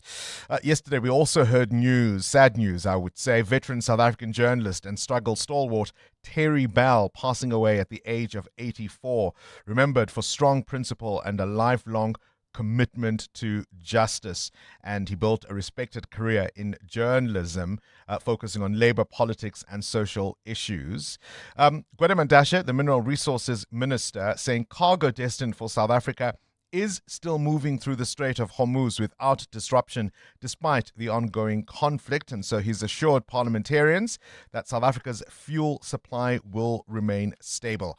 And on this day in 1969, Marvin Gaye topped the charts with I Heard It Through the Grapevine, a track originally recorded by the Miracles. And of course, it also was a hit for Gladys Knight and the Pips, but he took it to another level, didn't he? I love you more. It took me by surprise, I must say, when I found out yesterday. Don't you know that I heard it through the grapevine? 702. Up next, The Big Interview. EWN. It's a 7:15 on the button. This EWN traffic brought to you by Outsurance. SMS out to 45142 now, and you could save on your car insurance. If you don't, you can ask them for 500 Rand. Peak time delays in a lot of places, but particularly the November 1 South, Amo. Yeah, that's correct, Bongani. A stop and go, particularly between the Braakfontein interchange and then Olifantsfontein. Then as you make your way towards the Baklu interchange, queuing traffic coming out of the Allendale Road exit. That's due to an accident right near the Baklu turnoff, so please be on the lookout there If you're traveling in four ways, queuing traffic on the N1 North, that's as you exit Winnie Mandela Drive. There's also queuing traffic reported in Paulshof along Witkoppen Road approaching Rivonia Road. I'll have more updates coming up. Stay tuned. There's more EWN on air, online, and on the EWN app. With Outsurance, saving on your car insurance feels like hitting every green robot on your way to work. 35-year-old Zanai saves a whopping 1,180 Rand on her 2017 Mercedes-Benz GLA. Get a quote now, and if Outsurance can't save you money, ask them for 500 Rand, 1,500 Rand if you've been claim-free with the same insurer for 3 years. Get savings or cash. SMS out to 45142. Outsurance is a licensed insurer and FSP. The Audi Open House Sales event is here. Get the Audi A1 from 6,699 per month, zero deposit, rate below prime, and a guaranteed buyback. This offer ends 30 April. Plus, when you come in for a test drive, you could stand a chance to win an exclusive Audi Formula One experience. The Audi Open House Sales event, now on at Audi dealerships nationwide. Terms and conditions apply. Visit audi.co.za for more. Big thinkers need epic spaces to think, and that's why TEDx Johannesburg has partnered with WeWork South Africa as its official workspace partner for 2026. WeWork members get TEDx, big ideas, bold conversations, and sneak peeks behind South Africa's most influential TEDx events, all year at WeWork, Sandton, Rosebank, and Cape Town. Be part of an epic work revolution. Sign up as a WeWork All Access member. Visit wework.co.za. Made for work, built for business. I'm Dealer here with more than just a betting app ad. Download the 10Bet app and enjoy the action of betting anytime, anywhere. It's more than just an app. It's a 10Bet experience. Join now at 10bet.co.za. 10Bet is a licensed betting operator and supports responsible gambling. No person under the age of 18 shall be permitted to bet. Betting can be addictive. Winners know when to stop. South African Responsible Gambling Foundation toll-free counseling line is 0800 006 008 or WhatsApp help to 076 675 0710. Gauteng is currently experiencing high water consumption. To avoid water interruptions, residents are urged to use water sparingly to allow equitable supply. Act now, save water. Every drop counts. This message is brought to you by the Department of Water and Sanitation, Rand Water, Gauteng Provincial Government, City of Johannesburg, City of Tshwane, and City of Ekurhuleni. When you're running a small business, you need someone who speaks your language, who understands when you talk innovation, growth, scaling. Someone like MTN Business and 702. The 702 MTN Small Business Awards, from the townships to the suburbs and everywhere in between. We want to talk about you and your business. Go to primemediaplus.com to enter your business or nominate one you know. Because once we start talking about where you are now, you'll be well on your way to reaching your next. The 702 MTN Small Business Awards. Let's talk shop. T's, C's, and more on primemediaplus.com. 702. The Big Interview With Bongani Bingwa. I'm asking a very simple question this morning. Are we at the edge of a precipice or have we fallen over the cliff? What's the most amount of money? What's the largest sum of money you have lost? Imagine being unable to explain 636 million Rand in public funds. These are money set aside for bursaries, internships, work integrated learning and skills training. All of it, poof, gone from the Education Training and Development Practices Sector Education Training Authority, the ETDP CETA. I'm joined now by the chairperson of the Portfolio Committee on Higher Education in Parliament, Tebogo Litsi. A very good morning to you and thank you for your time. Thank you very much, BB, and I hope my network is better now. And good morning to the listeners.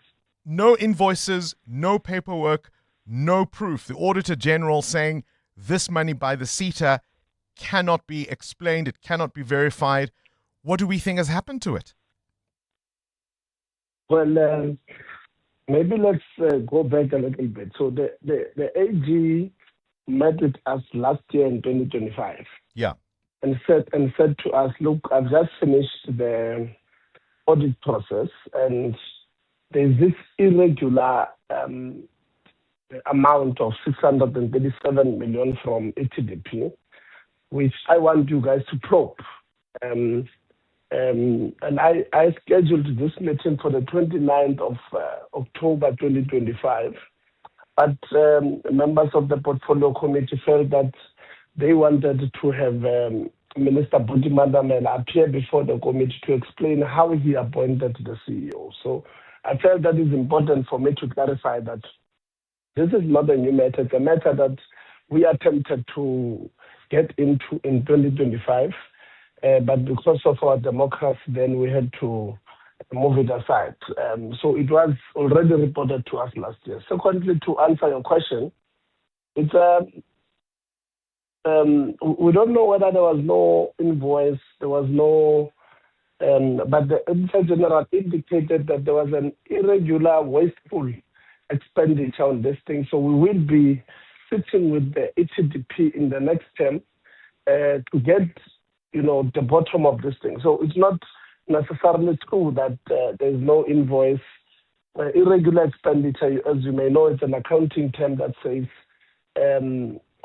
how you spend the money may not have been in the best interest of the SETA, but it does not necessarily mean that you don't know where the money went. So I felt I must just also clarify that part. But we really do want to get to the bottom of this. We will get to the bottom of this in the next term, which begins on the 21st of April. Once Parliament has given us, the program of the second term, then we'll be able to plug in our program and then we'll make it public. When are we meeting with this particular sector? But we will indeed meet them in April and then get to the bottom of this particular problem. The unaccounted expenditure and irregularities, of course, happened under the then Chief Financial Officer, who is now acting CEO. And so you've mentioned in your first response there that even the appointment of Nokukhanya Mafahla has been clouded, at least with some questions. No, not necessarily her. It was the eight CEOs of other sectors were appointed permanently. So she's acting CEO. Her substantive position is CFO. And there's no management. Even the CEO can't approve this amount anywhere. So it means when we meet with the ETDP, we may need to invite the previous board because such amounts are only approved at the board level. So we might need to bring in the previous board, the previous CEO, and indeed her management at the time, which will include the acting CEO now, who is the CFO. So it's not necessarily the CEO, the acting CEO, who may have approved this thing, but because of the amount of money. So it might very well mean that it was the board that approved this thing, and we will need to get them to come before Parliament. And obviously, if we do our job well and we find who exactly caused the SETA this much, then we'll hold them accountable properly. All right, so more questions to be answered around that. Appreciate your time. Tebogo Litsia is the chairperson of the Higher Education Portfolio Committee in Parliament. 702. The Big Interview with Bongani Bingwa. Sticking with Parliament and holding the executive accountable, the bombshell story, of course, emerging yesterday was not only the senior police officers that were in the dock, but also that the top cop, the country's national police commissioner, also may be facing some questions. I'm joined now by another chairperson of a different portfolio committee, this one on policing, Ian Cameron. Always a pleasure to talk to you, but I can't imagine these are easy times based on what we are hearing about our police. No, thank you, Bongani. It's certainly, they certainly aren't. I think we are in for quite a rough ride, especially with this series of arrests. I mean, I'll get to the National Commissioner now, but to give you an idea, this really has a massive, massive detrimental effect to the whole supply chain process of the South African Police Service. But that being said, It was bound to happen, and it needs to happen. We need to clean up, and supply chain for many, many years has been used as a funnel for corrupt dealings in the South African Police Service. I mean, one of the things, and I do want to focus a lot more on the National Commissioner because, I mean, he now joins, and to be clear, it's still at this point, of course, like any citizen, he's presumed innocent until proven guilty, but he joins a long line of predecessors who also were under a cloud, some of them resigning, one, of course, eventually spending time behind bars. This is not necessarily something new. No, it's not, and it speaks of the integrity management crisis in the South African Police Service. And you're correct in saying, innocent until proven guilty, but the credibility failure here and the absolute embarrassment that it just creates once again for South Africa, especially on the global stage, is really significant. I think what makes matters worse is that with this specific case with Medicare 24, with the Medicare 24 contract, is that General Masemola was told in time by the internal audit team in the South African Police Service to cancel the contract or to cease payment immediately at the beginning of 2025. That didn't happen, and the police continued to pay another, I think, just over 30 million rand to Medicare 24 Tshwane, which obviously creates the impression that there was no urgency to handle the matter. He'll get his chance to explain it. He has explained it before the Portfolio Committee before. The Auditor General has tackled them about it. But it just seems to be too little, too late. And in this case, SAPS themselves didn't act against any of these members. This is a move from IDAC and not from the South African Police Service. Would this ultimately be simply a crime of omission? My colleague John Pullman used the word passivity yesterday, that we've seen our National Commissioner on a number of issues being a little nonchalant. Yeah, it's difficult. We'll have to see what the court process says because he essentially signed off on this. He told us last week in the ad hoc committee that he had never met with Kat Matlala. There are allegations that he did, but they are just that. And we'll need to wait and see evidence. The point is that he is the accounting officer. And when it comes to an amount of 360 million rand, especially in a year where SAPS's irregular and fruitless expenditure had grown by over 150% according to the Auditor General report, it really creates a massive concern. And essentially, he's the accounting authority. The last thing I must just mention is that he is also the one that allowed for the appointment of the current supply chain head in SAPS, which is essentially the gateway for any of these entities to get in. And they were told by SIU already, I believe, in 2023 about some of these supply chain issues. Both Minister Tsele, former Minister Tsele, and former Minister Mpunu were all warned about the specific supply chain issue since 2023, and they did nothing about it. How does it work? I mean, we've got now the head of police likely being called to answer to a criminal complaint. How does it work in terms of the structures of SAPS, in terms of the investigations into his own conduct? What line of sight might he have about, in terms of what is being considered by his colleagues against him? Well, this is the concern, and I think this is why it probably, and we'll need to see what the investigation entails eventually, but it's why it's probably better that IDAC is heading up this investigation, because for too long, the police, and especially the police ministry, had to be their own watchdogs. It's a similar case. I think you and I have spoken about it before, about the Independent Police Investigative Directorate that falls under the same minister as the police. So it's very difficult to then police the police if you have the same accounting authority. So in this case, IDAC is investigating it. The police have claimed that they are still waiting for the outcome of a forensic report, but we've heard that with many of these cases, and unfortunately in the large majority of them, we didn't see any outcome of significance. And many a time, I'll use the Philippi Training Academy in Cape Town, the corruption there just continued unabated. All right, Ian Cameron will have to leave it there. Chairperson of Parliament's Portfolio Committee on Police. Of course, Fani Masemola is an employee, if you will, of SAPS, so labor processes must follow. But when we have a president who is reluctant to deal permanently with a political appointee, that is somebody he can just fire at will. He can't do that to a political appointee. How long do you think Masemola is going to stick around?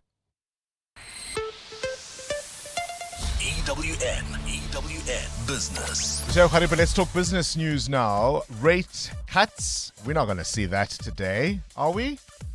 There's a high doubt that will happen, Bongani. On what planet? Initial hopes of monetary policy easing this year have quickly faded in South Africa. The view is based on the global economic impact ongoing with the Middle East conflict.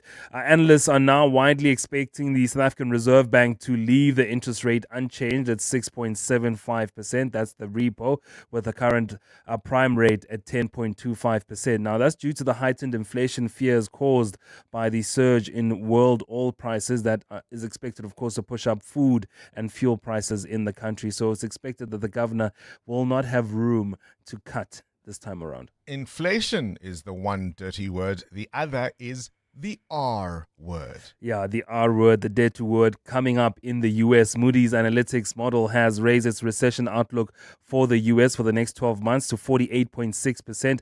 Goldman Sachs also boosting its estimate to 30%. Investment firm Wilmington Trust has the odds at 45%, while EY has the odds of a recession in the U.S. at 40%. Also warning that those odds could rapidly rise in the event of more prolonged or severe Middle East conflict. The normal rate is usually at 20% for a 12-month period. All those estimates are currently double that. Out of the window. Things are really going up at this moment. Okay, hit me with the numbers. The Rand 16 Rand 98 against the US dollar. It's weaker this morning. 19 Rand 64 against the euro. And you'll need 22 Rand 69 cents to get a British pound. The price of gold, $4,511 an ounce, or platinum is at $1,920. Brent crude going up again by more than 1% now at $104 a barrel. More business after 8. Time for your latest eyewitness news. Mbali Dlamini, for now, we can still afford to eat. That's correct, Bongani. Well, according to an agricultural economist, the country's maize, grain and fresh food stocks should keep prices stable amid the looming fuel price hike. According to the Central Energy Fund, the price of petrol could see an increase of up to 5 Rand a litre, while diesel could increase by up to 9 Rand. The increases come as the conflict in the Middle East continues to affect oil supplies. Economist Wandile Sihlobo says any immediate food price hikes would be premature, as existing food stocks due for consumption have not been affected by the upcoming hike. In January, food price inflation in South Africa stabilized at 4.4%. And some of the core things that were keeping food prices moderate were the lower grain prices, fruit prices, and vegetables. And I think that the ample supply is underpinning that. That remains the reality of today. Electricity Minister Hosiyentsura Mogopa says amending the amount of free basic electricity that poor and indigent households receive is currently under review. He says this forms part of a new electricity pricing policy which will be released in the coming weeks. Responding to questions in the National Assembly yesterday, Mogopa said after remaining unchanged for 2 decades, it's high time the 50 kilowatt per hour monthly allowance is raised. 23 years later, that number is no more relevant because the profile of consumption has changed. An average poor household now has got a television. Some of them have bought electric kettle. They've got refrigerators. So the consumption has changed. So as part of our intervention, Honorable Mvana, we are revising that number. With more than 1.6 million households in the country still not connected to the electricity grid, Mogopa says the new electricity policy will propose diversifying primary energy sources of electricity to also lower its cost. And we have a number of what it looks like. We will announce it when we come out without placing a burden on the national fiscal. So it will increase. And the Western Cape has passed the 50% vaccination mark for cattle against foot and mouth disease. There are currently 29 confirmed cases of that disease in the Western Cape. Premier Alan Winde says roadblocks will remain in place to control movement across provincial borders ahead of the Easter weekend. Ntutuzelo Nene has more. Premier Alan Winde says the provincial government is working to limit the spread of the outbreak as increased movement of people and animals is expected over the long weekend. He says 140,000 vaccine doses have already been administered across 477 vaccination sites in the Western Cape. We continue with our 21-point rollout plan, 24/7 road management control for movement of animals, monitoring, surveillance, testing. Meanwhile, the national government is aiming to vaccinate about 80% of the country's herd to prevent future outbreaks. Winde says the province has also contracted the services of 29 private veterinarians to assist state vets with the vaccination program. Ndutuzelo Nene, Eyewitness News. A partly cloudy Thursday in store for Gauteng today with afternoon showers expected. Temperatures peaking at highs of between 28 and 30 degrees. And in the traffic, we've got delays on the N1 North. This is between Beyers-Naudé Drive and Winnie Mandela Drive. There's an accident between these 2 points, and that's the reason for that backup. And if you're traveling towards the city of Tshwane out of Diepsloot, do expect heavy traffic volumes on the N14 East. This is just as you approach the R55, also due to another accident. The top story in EWN, an agricultural economist believes the country's maize, grain and fresh food stocks should keep prices stable amid the looming fuel price hike. Clement Maniatella. Weekday mornings, 9 to 12. 9 to 12. Let's do like a sort of a temperature check. Have you ever felt the pressure to give in church? Because sometimes you've got religious leaders who stand there and say, no, that 100 rand you have, God is saying, trust him with that. You know who disappointed me recently? Juanita Bainham. Yes, Lord. He just said 5 more people are sitting here deciding, but you're not deciding about money, you're deciding about your future. God wants some people to pay some bills for him. Jack, you're in Pretoria. Hi, Clement. Imagine sitting in church and the pastor or so-called tells you that so-and-so did not pay. That is intimidation and robbery. They should open cases. Oh, but you are now sent by the devil, Jack. Clement Maniatella. 9 to 12 on 702. Dreaming of your next getaway? Whether it's a sun-soaked beach escape, an adventure-packed tour, or a luxury cruise, Flight Centre is your center for travel. We make travel easy, affordable, and stress-free. Plus, you can enjoy exclusive traveler perks with our frequent flighty rewards program. Flight Centre's got you covered. Visit your nearest Flight Centre store or online at flightcentre.co.za. Flight Centre, your center for travel. Did you know that you are entitled to buy a new, demo, or used car without a service or a maintenance plan? You can also use an independent workshop for all servicing and maintenance needs without your warranty being automatically voided. Independent workshops are entitled to all technical info and parts needed to work on your vehicle, so you can shop around for the best price and service. Right to Repair. It's your choice. Visit righttorepair.org.za. Hi, this is Alia Itzebet, Hollywood Bet's brand ambassador. A reminder that you can still shoot for the stars while playing responsibly. If you or someone you know needs help, call the South African Responsible Gambling toll-free counselling line on 0800 006 008 or WhatsApp help to 076 675 0710. Hollywood Sportsbook is a licensed betting operator. Hollywood Bet supports responsible gambling. No persons under the age of 18 years are permitted to gamble. Winners know when to stop.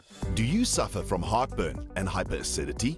To relieve heartburn for the whole day and night with one tablet, a potent once-a-day treatment which was previously prescription only is now available over the counter. Ask your pharmacist for an over-the-counter, long-lasting heartburn treatment. Brought to you by Sandoz. Sometimes all it takes to reshape the world and deliver better outcomes is a little unconventional thinking. Black Sheep Thinking, powered by Camissa Asset Management. Netflix came up with a different model. Instead of paying for each film you watched, you paid a once a month subscription and you could watch as many films as often as you would like. And then over time, they developed the idea that you could watch, say, even 3 films at a time. So you could take out 3 movies from their warehouse. And eventually those movies would be stored in your own home and exchanged in that way. And of course, it's morphed into something entirely different to the Netflix we know today. What's the point? People with black sheep thinking not only come up with innovations, but they are resilient and adaptable when they are rejected.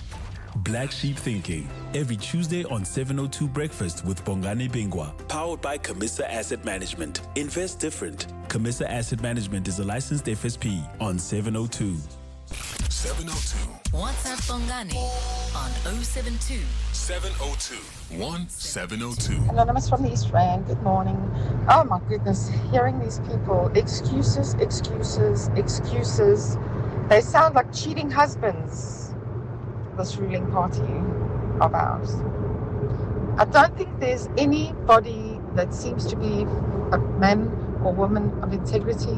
Where is the money? We can see the rot in every single province in this country. It is shocking. Where are the hospitals? Where are the houses?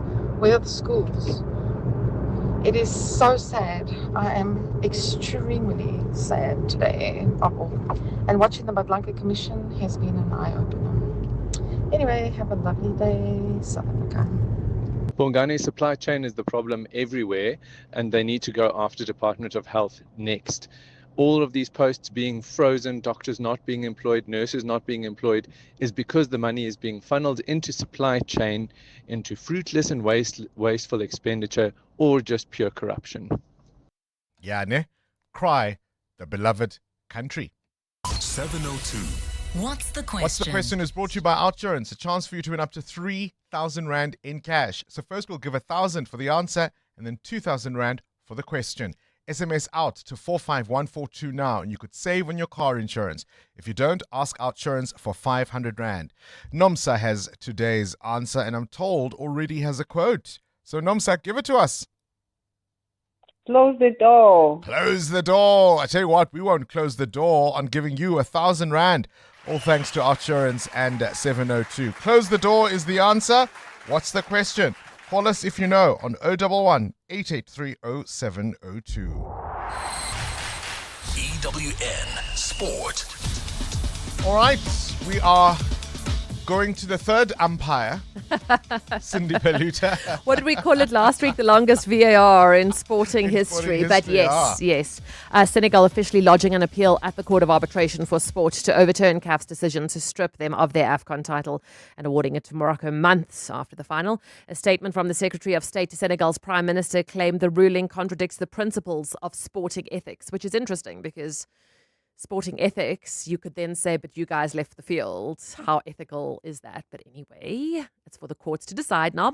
Banyana will play Algeria in international friendlies next month as preparation for Women's AFCON starting in July. Here's what Coach Desiree Ellis expects. I think similar to us, they've always had this DNA, same stature of players, technically very good. So we have to really tactically be good, and I think that will help us going forward to AFCON. If you look at the last AFCON, a lot of teams pressed high, a lot of teams played the long ball, played off the second ball. So we've worked a lot on that, but if there's other challenges, then these friendlies will help us adapt to whatever's going to happen at AFCON. There's World Cup qualifying playoffs tonight. 16 teams playing for only the 4 European spots tonight. Standout fixtures: Italy against Northern Ireland, Turkey plays Romania, Wales against Bosnia-Herzegovina. In cricket, the Titans beat the Warriors yesterday by 4 wickets, booking their place in the One Day Cup final, where they'll play the Lions at the Wanderers on Sunday. Titans chased down 205 with 7 overs to spare. Keegan Lancashire with an unbeaten 57. In tennis, the third seed Elena Rybakina needed 3 sets to beat Jessica Pegula, 2-6, 6-3 and 6-4, and will play top seed Arina Sabalenka in the Miami Open semi-final. Here's Sabalenka on playing Rybakina next. I feel like it's okay to feel nervous, and I, to be honest, enjoy our reverie and I enjoy our battles. I really enjoy because I feel like we both push each other to the limits, and I feel like this kind of matches make me as a better player, and this is where I actually grow. So I really enjoy it. Nothing that really bothers me. I'm super excited playing her tomorrow. Later today, golf plays Makova in a semi-final. And on the men's side, local favourite Tommy Paul out after losing to Phils in 3 sets. Phils won the match 6-7, 7-6 and 7-6 to set up a semi-final with Leheka. Tonight's quarterfinal, Sinner plays Tiafoe and Serendola against Zverev. Cindy Paluta, Eyewitness News Sport. Whether it is a CCMA referral, problems with a mechanic, unfair blacklisting, or an uncontested divorce, Clientele Legal offers professional legal services to all South Africans. Our plans are affordable, and you receive up to 745,000 rand worth of legal services per year. We cover civil, criminal, and labor-related matters. Our nationwide legal teams are standing by to support you 24 hours a day. Plus, all plans include a 5,000 rand bail benefit. Join today. SMS LEGAL to 48721. That's legal to 48721. Clientele General is an authorized FSP and licensed non-life insurer. T's and C's online. Standard rates apply. This is what progress sounds like. At South African Airways, we've added more aircraft to the runway, increased our flights from just over 1,000 in 2021 to over 24,000 last year. And we continue to add more destinations and routes. It's steady progress over time. We know there's still work to do, but every day we're building something stronger. An airline that shares the resilience of the country it carries. South African Airways. Book your next flight at flysaa.com today. Calling all wedding planners and venues, restaurants, conference centers, and hotels. Do you need tables and chairs? Home in One has it all. Do you need cutlery, crockery, table linen, and restaurant equipment? Home in One has it all. Do you need tents, gazebos, or umbrellas? Home in One has it all. Affordable prices, the latest trends, with 2 branches in Pretoria and Johannesburg. Shop online at homein1.co.za because we're your number one choice. Home in One has it all. Small business owners speak a language of their own, and it's a language MTN Business and 702 understand well.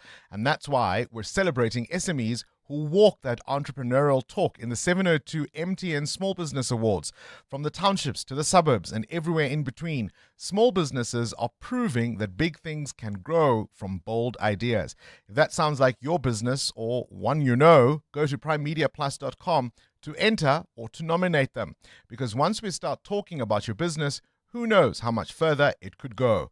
The 702 MTN Small Business Awards. Let's talk shop. T's and C's apply.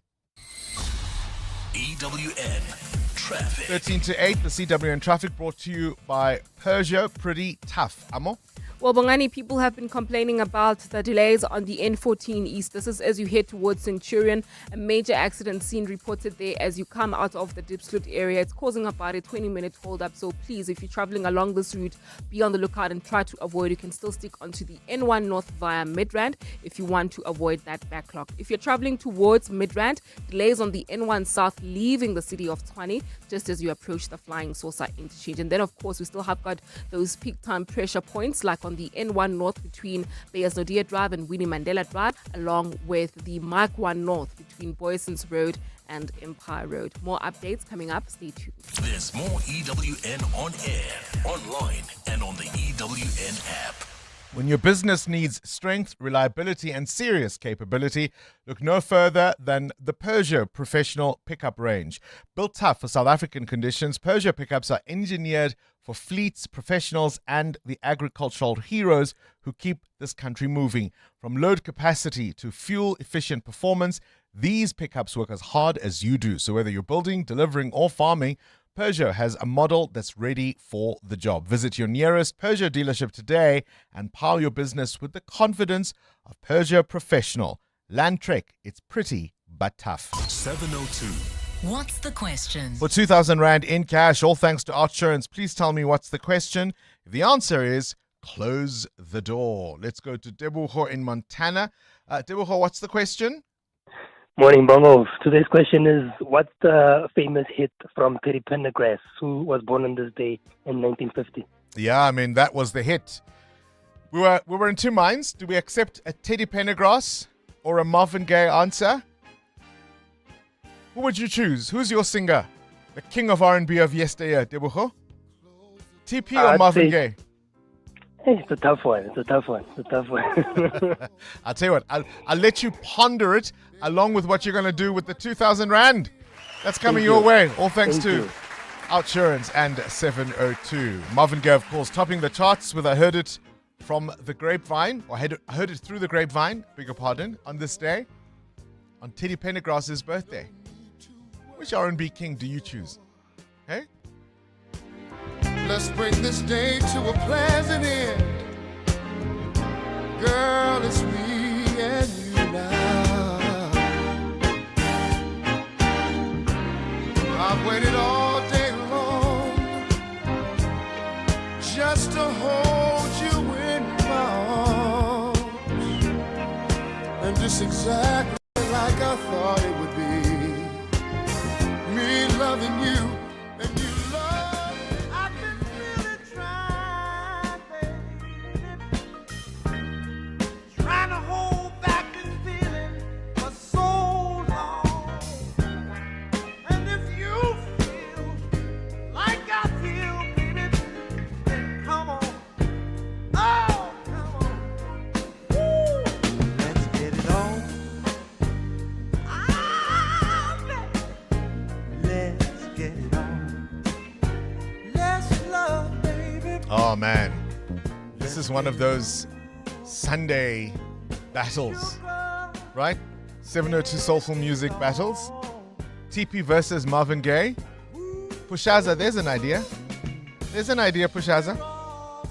Don't blow your paycheck on high car insurance premiums when you could be saving with Outsurance. So how much does 35-year-old Zanai save? A whopping 1,180 Rand. That's an incredible 1,180 Rand monthly saving on Zanai's 2017 Mercedes-Benz GLA.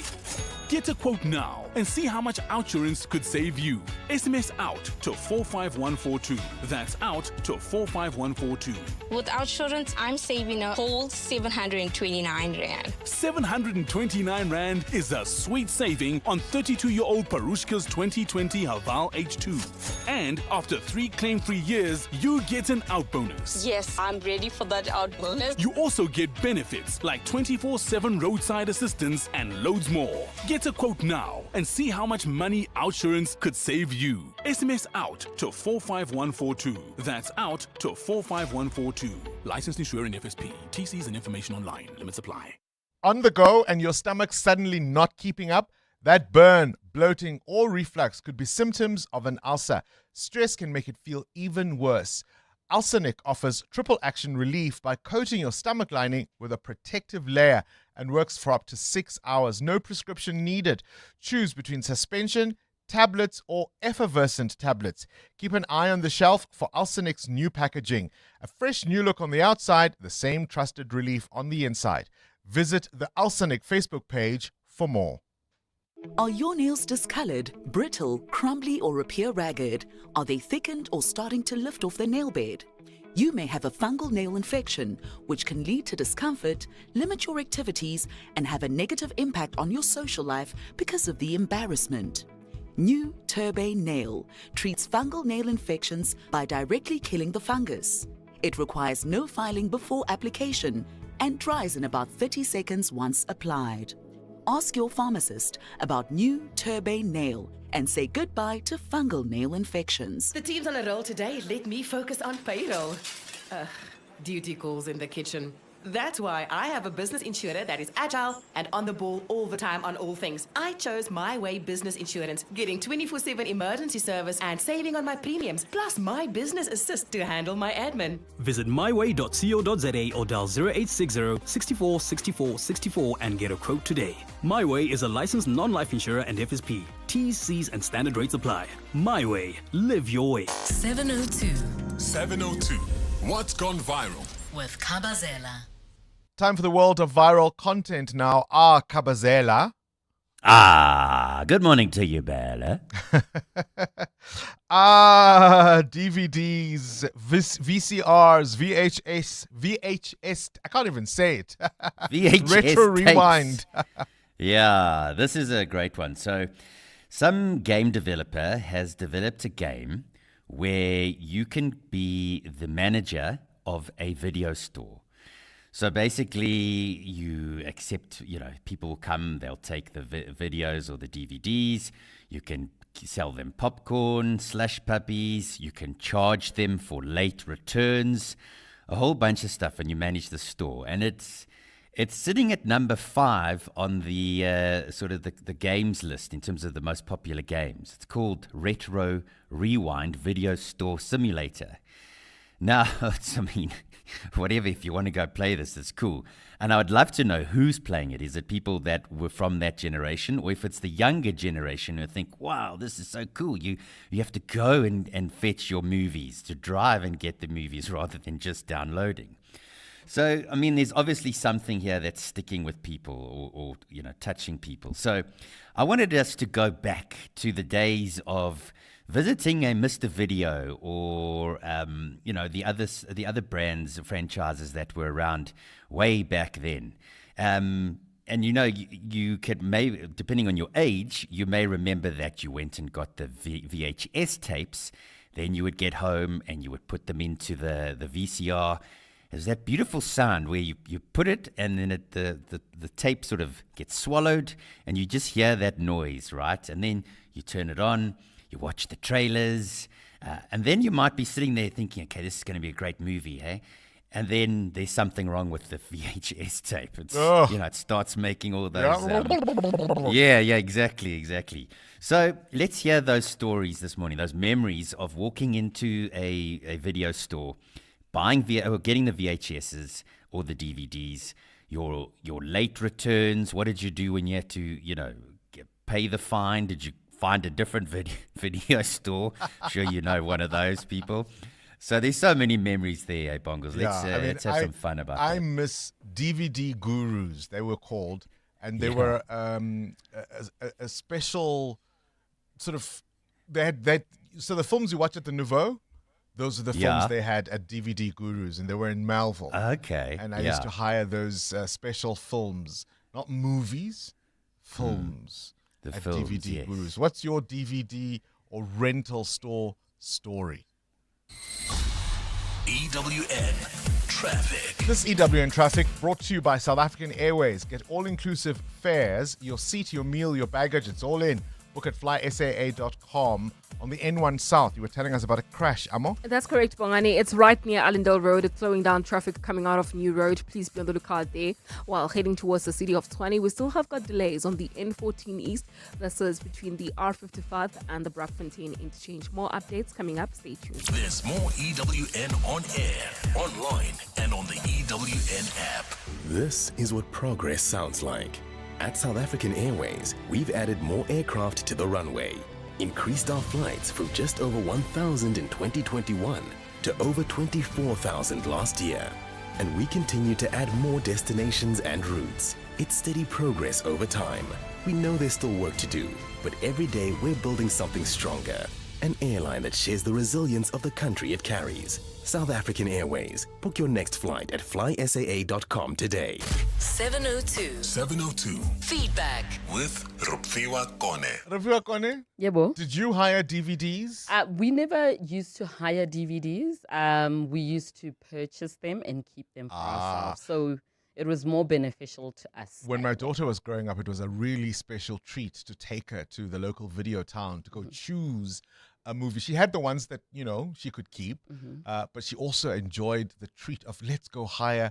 So she still has a sentimental attachment, but there's no video town any longer, at least not where we live. All right, what other feedback do you have? Well, Bongani, listeners are reflecting on the story of your big interview, speaking about how it reflects poorly on the SAPS with senior officials being implicated in such serious allegations.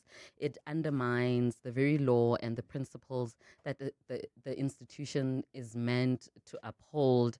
And there is a strong call for greater transparency with the suggestions that top-ranking officials should be publicly vetted. And maybe that way the public can better understand who is being appointed and on what basis, Bongani. Yeah, I mean, whether people should be publicly because different police officers and certainly leaders in the police have different responsibilities and obligations. I don't know if that necessarily will solve the problems, because the things that are accused of doing, they do away from the public eye nonetheless. But one of the questions we're asking you this morning, should we start from scratch? Yeah. Scrap the entire leadership of SAPS and those in senior positions, particularly those who have oversight over supply chain. Yes. And if people do want their jobs back, they should apply for them. That was a suggestion I heard from News 24's Jeff Wicks, and I thought maybe that could be a good one. Do you agree with that? Give them a Section 189, get rid of all of them. Bye-bye, thank you for playing. And those who do really want to serve can reapply for their jobs. Let's have public interviews. Let's have them grilled, and we know exactly what to watch out for. More of your thoughts on that after this Eyewitness News. This is EWN. Cops and robbers were criminals running the police service, and South Africans gear up for a major fuel hike.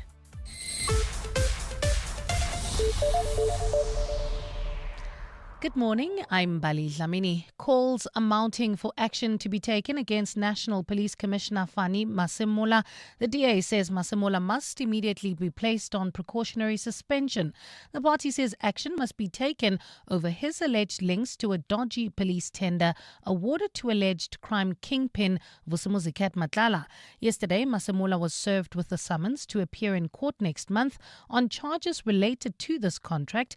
Masemola is set to face criminal charges linked to an irregular 360 million rand tender awarded to Matlala's Medicare 24 company. The call for Masemola's suspension comes after 12 police officers appeared in court yesterday after also being linked to the same contract. DA police spokesperson Lisa Schikkeling says this latest development strikes at the heart of public trust in the police service. South Africans cannot be policed by leaders who themselves stand accused of breaking the law. We call for General Masemola to be placed on immediate precautionary suspension, just as he did to Shadrach Sibia, while this matter proceeds through the courts. The reality is clear. Corruption at the highest levels of the SAPS is systemic. The Tshwane municipality is expected to respond to corruption allegations within the city that were exposed at the Madlanga Commission of Inquiry. Mayor Nasiphi Moya, along with members from her mayoral committee, will provide an update on actions taken in response to the revelations at that commission.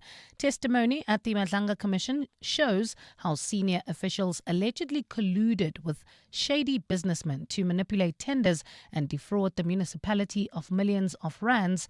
Tabiso Koba reports. When Tshwane Mayor Nasiphi Moya addresses the media today, sitting next to her will be her deputy in finance MMC, Eugene Modise. Last November, an internal forensic report found Modise violated the councillor's code of conduct by not declaring he was benefiting from a company that scored a security tender with the municipality. That security tender is now a subject of contention at the Madlanga Commission. However, no action has been taken against Modise. In contrast, last week, Moya suspended the MMC for corporate and shared services, Khulufelo Morodi, after she was implicated at the commission for allegedly distributing confidential tender documents. The DA's caucus leader, Celia Brink, has accused the mayor of being afraid to act against Modise, who's a senior ANC leader in the city. So there's one set of standards that applies to everybody else and another that applies to ANC leaders like Modise. Accountability cannot be optional. Double standards does not equate to zero tolerance against corruption. The Tshwane Full Council is also meeting today, where matters relating to the Madlanga Commission are expected to be raised. Tabiso Koba, Eyewitness News. Mineral Resources Minister Gwede Mantashe says South Africa will have to drill everywhere if it wants enough fuel supply to avoid any shortages due to the war in the Middle East. He says the only way to protect the country from the instability is to prioritize exploration for oil and gas. Mantashe was responding to questions in the National Assembly yesterday on what arrangements the country has in place to avoid the global fuel crisis. Babalondenze has more. Minister Gwede Mantashe tried to allay the fears of MPs yesterday, saying the country has stable refinery capacity. He says this includes Sasol's coal-to-liquid refinery in Secunda and will ensure that there's a reliable supply of energy. But Mantashe says to be completely safe from global factors, the country has to exploit its own resources. The only way that we would save ourselves from this is to drill, and drill in the Orange Basin, drill in the Karoo for shale gas, drill everywhere, and produce our own petroleum and not be overly dependent. Bantashe says the country must also look at increasing its refinery capacity, and failing to do so will put the country at even greater risk. But he says the country has some 8 million barrels of crude oil in its strategic reserves, but this will only be used when there's an emergency. Babalo Ndanze, Eyewitness News, Parliament. The National Consumer Commission is recalling almost 3,000 cases of Slimzy pomegranate squash concentrate, citing some defects. The recall applies to the 6% 1 litre product with a best before date of 14 October 2026. The NCC says the bottles are either blown or swollen due to gas formation and could lead to physical injuries if they rupture. The supplier, Dynamic Brands Manufacturing, has also warned that ingesting the product could lead to foodborne illnesses. The Commission's Prudence Moilwa is calling on retailers to immediately remove the affected products from the shelves. The products were made available for purchase from the 22nd of January 2026 to the 23rd of March 2026. The recall affects a total of 17,364 units. Consumers who have purchased the products are urged not to consume the products but to immediately return the product to their point of sale for a full refund. And the enslavement of Africans during the transatlantic slave trade has been recognized as the gravest crime against humanity. This follows a vote by the United Nations General Assembly after a proposal by Ghana. The country also urged UN member states to consider apologizing for the slave trade and contributing to a reparations fund. The proposal was adopted with 123 votes in favor and 3 against, those being the United States, Israel and Argentina. Between 1500 and 1800, around 12 to 15 million people were captured in Africa and taken to the Americas, where they were forced to work as slaves.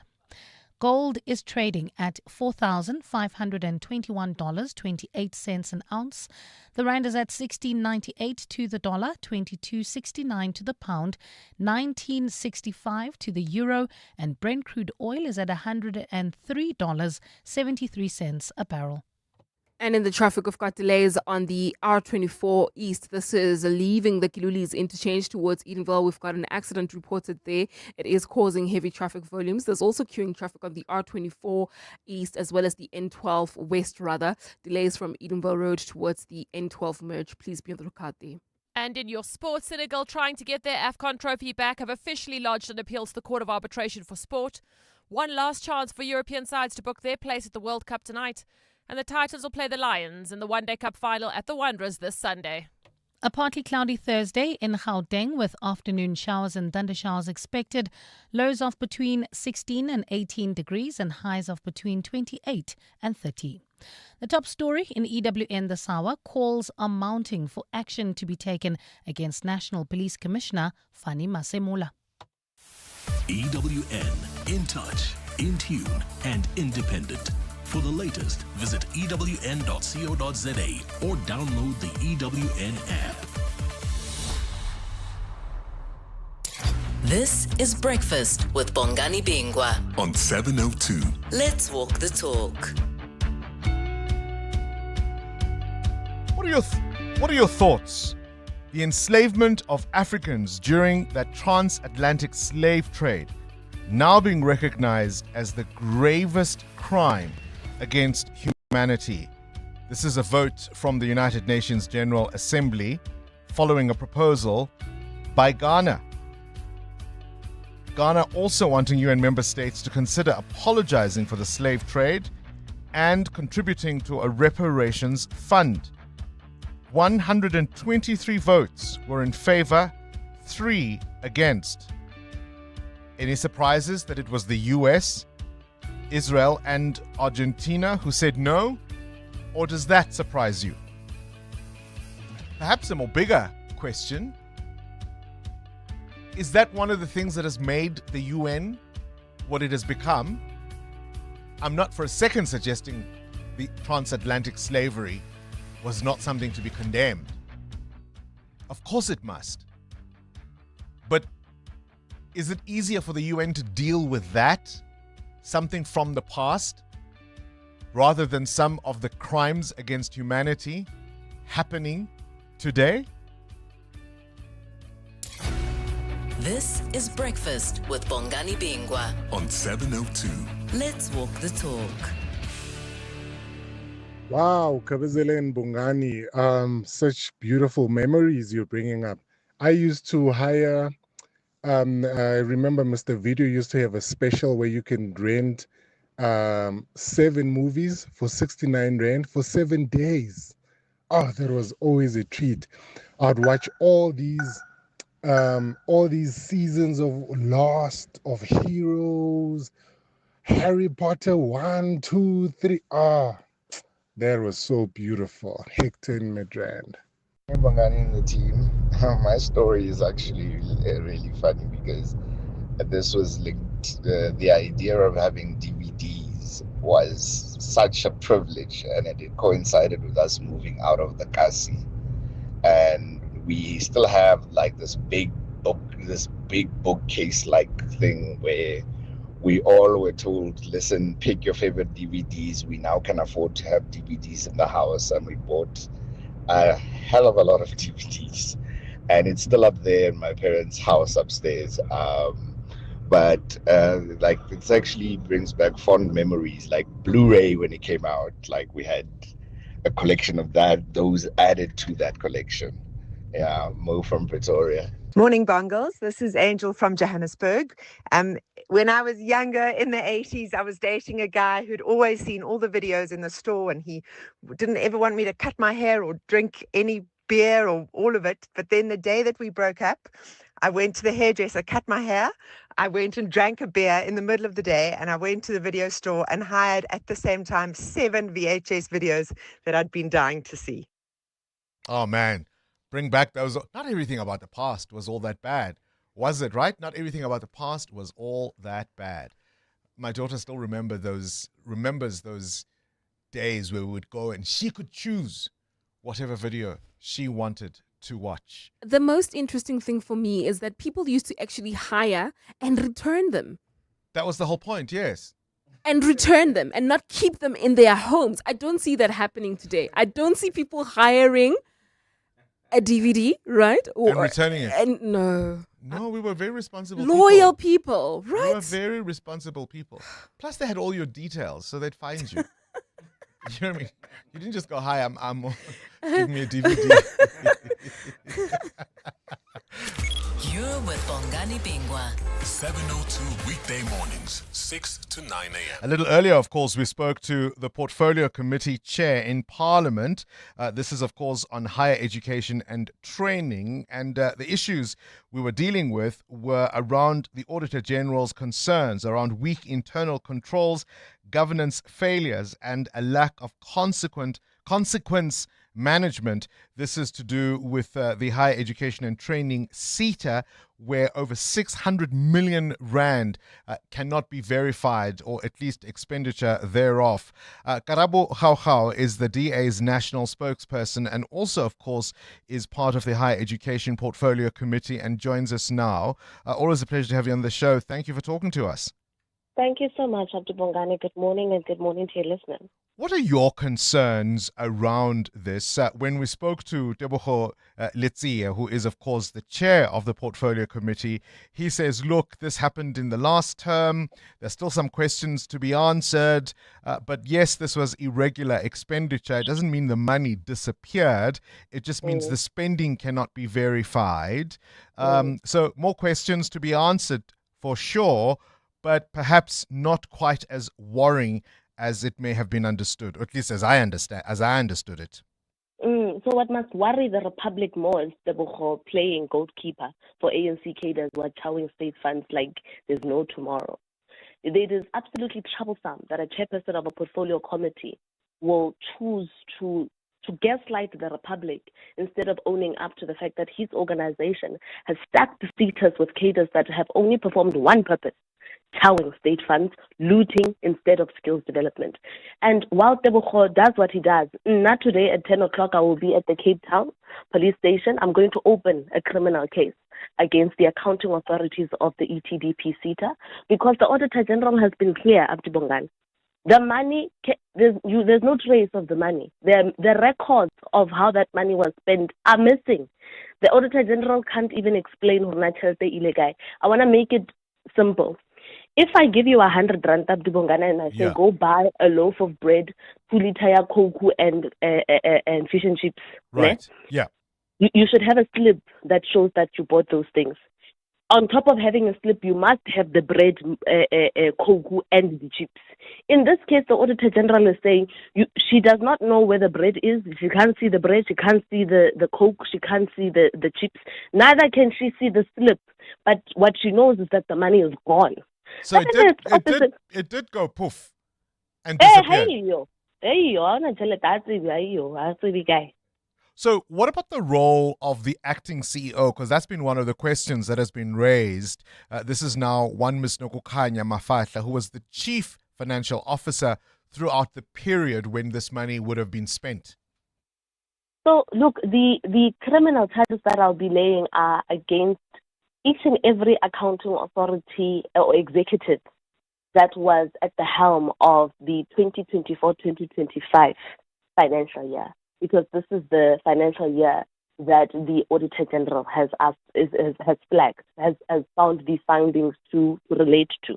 One, the CFO is responsible for the records of the SETA.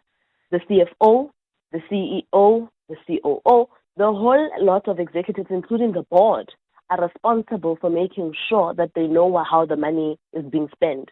And in cases where there are questions around the money, the PSMA makes it very clear that accounting authorities are supposed to be able to flag this with the Auditor General and be able to constitute consequence management for the misappropriation of public funds. This has not happened. They do not even have an internal audit structure that is able to at least help the Auditor General find out, what do you mean the money left the bank account but you do not know where the money went, or you can't produce to me proof of where the money is. The Public Protector also looking into this. Tomorrow, I think, is the deadline for the submission of the receipts, as it were, for the submission of documentation. If that deadline is missed or the information is either incomplete or inadequate, what happens next? And does Parliament have any leverage? So Parliament, I wrote to Parliament last week requesting an urgent meeting on the matter. On Sunday, actually, I wrote to Twitter asking for an urgent meeting on this matter. They responded to me to say that we will meet when we come back from Easter. And so whether or not they cook the books or produce the truth of the records, we are meeting with them after the Easter break in Parliament. That's one. Number two, I'm still continuing today at 10 o'clock to go lay those charges at the Cape Town police station. Against whom will you lay those charges? I said, Abdi Bongani, that the charges are laid against the executives and the board. So all the officials who would have been involved? Yes, all of them. So if one is a scapegoat or the other is the actual mastermind, the police and the Hawks will sort that out, that information, and get to the bottom of it. What would you like the minister to say around this in terms of any reassurance, if any at all? So there are a number of things, right? One, the current administrator of the local government SETA, that is Zugile Mbalo, was the DDG responsible for skills development during this time. I warned Minister Manamela when he appointed him as administrator to say, this man has failed to oversee the governance of SETAs for 8 years. There's no way he will know how to be an administrator. So the fact that this happened under his watch and he did nothing about it is cause for concern. And so he must start by actually firing his administrator because he has no credentials, because he's already failed to even see that 637.6 million rands of the country's money went missing. That is step number one. Step number two, the DA has always maintained that SETAs are not contributing towards skills development, they're not contributing towards job creation, they're not contributing towards economic growth in our country. And so the simple solution here is to scrap them. They must be scrapped, and what must happen is that we must have the strengthening of our TVET sector. TVETs already exist for the sole purpose of technical, vocational, education and training. And so there's no need to have a duplication in the system when practical education, that is the bridging gap between the workforce and industry, already exists legislatively in the TVET sector. So close the taps of looting for corrupt cadres within CETA. We don't need all 21 of them. There are 20 billion rand annual waste of South Africa's taxpayers' money. And so they must be done with altogether. Whilst I have you on an entirely different matter now, just because you are there, you've officially withdrawn, of course, from the DA contest for the deputy chairperson of the DA's Federal Council. And that was, of course, for all the reasons that were stated at the weekend. Is that a reversible decision? Is that a permanent decision? Is that a final decision? You won't be running? I've moved on, Bongani. It is what it is. It is fine. Mine is not the politics of a position, it's the politics of the Republic of South Africa. That's why even now I'm busy working to be the vanguard of the Republic that wants that is anti-corruption, that wants a corruption-free administration, an administration that performs optimally, that is ethical and professional, that is free of political manipulation, which is yet to be realized as CETA, and that is what I'm focused on right now. Karabo, you were barred from the race because of a dispute around financial standing within the party. You argued that other leaders have been given more grace, and the view that many people will have is yet another black DA leader being marginalized. What's your response to that? So, first of all, this conversation was not part of the plan. There's a reason why I haven't been taking interviews on this, Bongani, but I understand you have to do your job. So, everything that I had to say in the statement has been said. It's true. It's the bottom line. And there's nothing more other than what I said in the statement that I'm interested to ventilate beyond. I just thought, as the national spokesperson of the party, I hear you, Bongani. There is this view. And I appreciate the concern. I Yeah. really genuinely do appreciate the concern. But as the national spokesperson, I'm saying to you, the statement I released in my personal capacity as an individual was enough. It contains enough information on it. If the leadership wants to have a chat, they will have a chat. But Karabo How is the Democratic Alliance national spokesperson. EWN Traffic. 22 after 8, the CWN Traffic is brought to you by Outsurance. SMS out to 45142 now, and you could save on your car insurance. If you don't, you can ask them for 500 Rand. There's a major power outage in Ekurhuleni. Amo, what's going on? Yes, Bongani, and that's the reason for many roads that are heavily backed up this morning. It's due to the power outage. As a result, several junctions are out of order. For instance, if you're traveling along Zurfontein Road towards Modderfontein Road, do you expect heavy traffic volumes there? Modderfontein Road in itself is heavily backed up. While traveling in Edenville, we've got delays on the N3 South. This is between Modderfontein Road and the Glulies interchange. That's due to an accident along this route. I'll have more details coming up. Stay tuned. There's more EWN on air, online, and on the EWN app. The Outsurance pointsmen know that every car on the road carries a story. There's a car with a parent and a nervous but excited kid practicing her lines to put on a show-stopping performance at the school play. The Outsurance pointsmen know it's not just a car in traffic, it's a future superstar on the move. Every story's different and every story matters. That's why the Outsurance pointsmen have been doing what they do since 2005, in proud partnership with 702. Outsurance is a licensed insurer and FSP. You're with Bongani Bingwa. 702 weekday mornings, 6 to 9 a.m. 702, The World View. With Adam Gilchrist. Catch up with news from elsewhere in the world. Adam, you would have been around in the 80s. I don't know if you remember the movie Look Who's Talking and Look Who's Talking Too.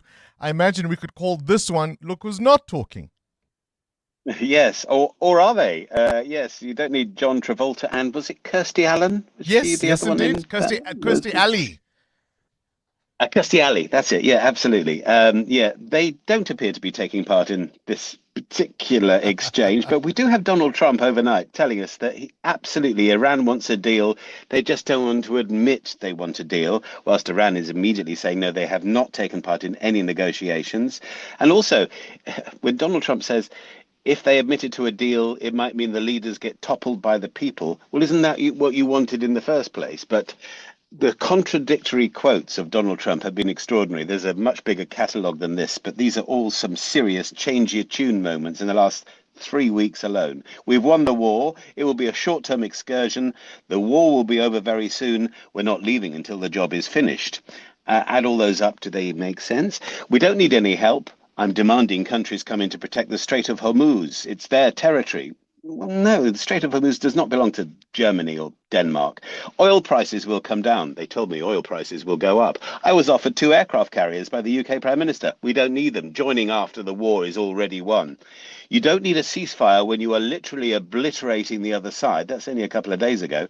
And one from yesterday, make of this what you will, from Donald Trump again. Iran's leaders have all gone. No one knows who to talk to.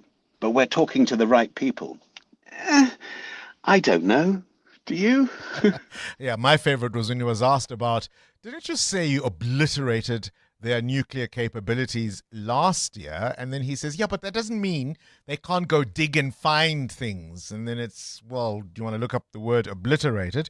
Let's stay with the US, Yeah, Adam. right. A US court's social media decision.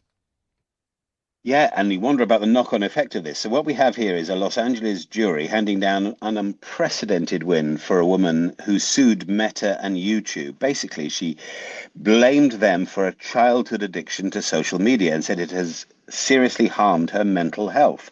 The jury has agreed.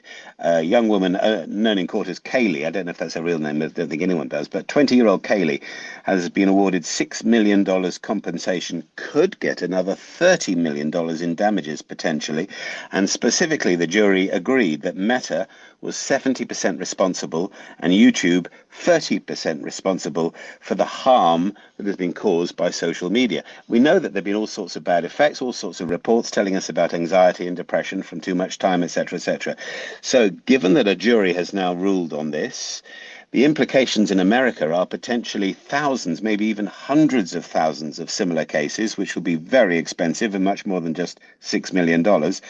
Whilst not legally binding in your country or my country or indeed anywhere else in the world, but you wonder if maybe this is a precedent and a template for other countries. How many likes did the story get, Adam? I wonder. Right, talk to me about Hug a Go Hero.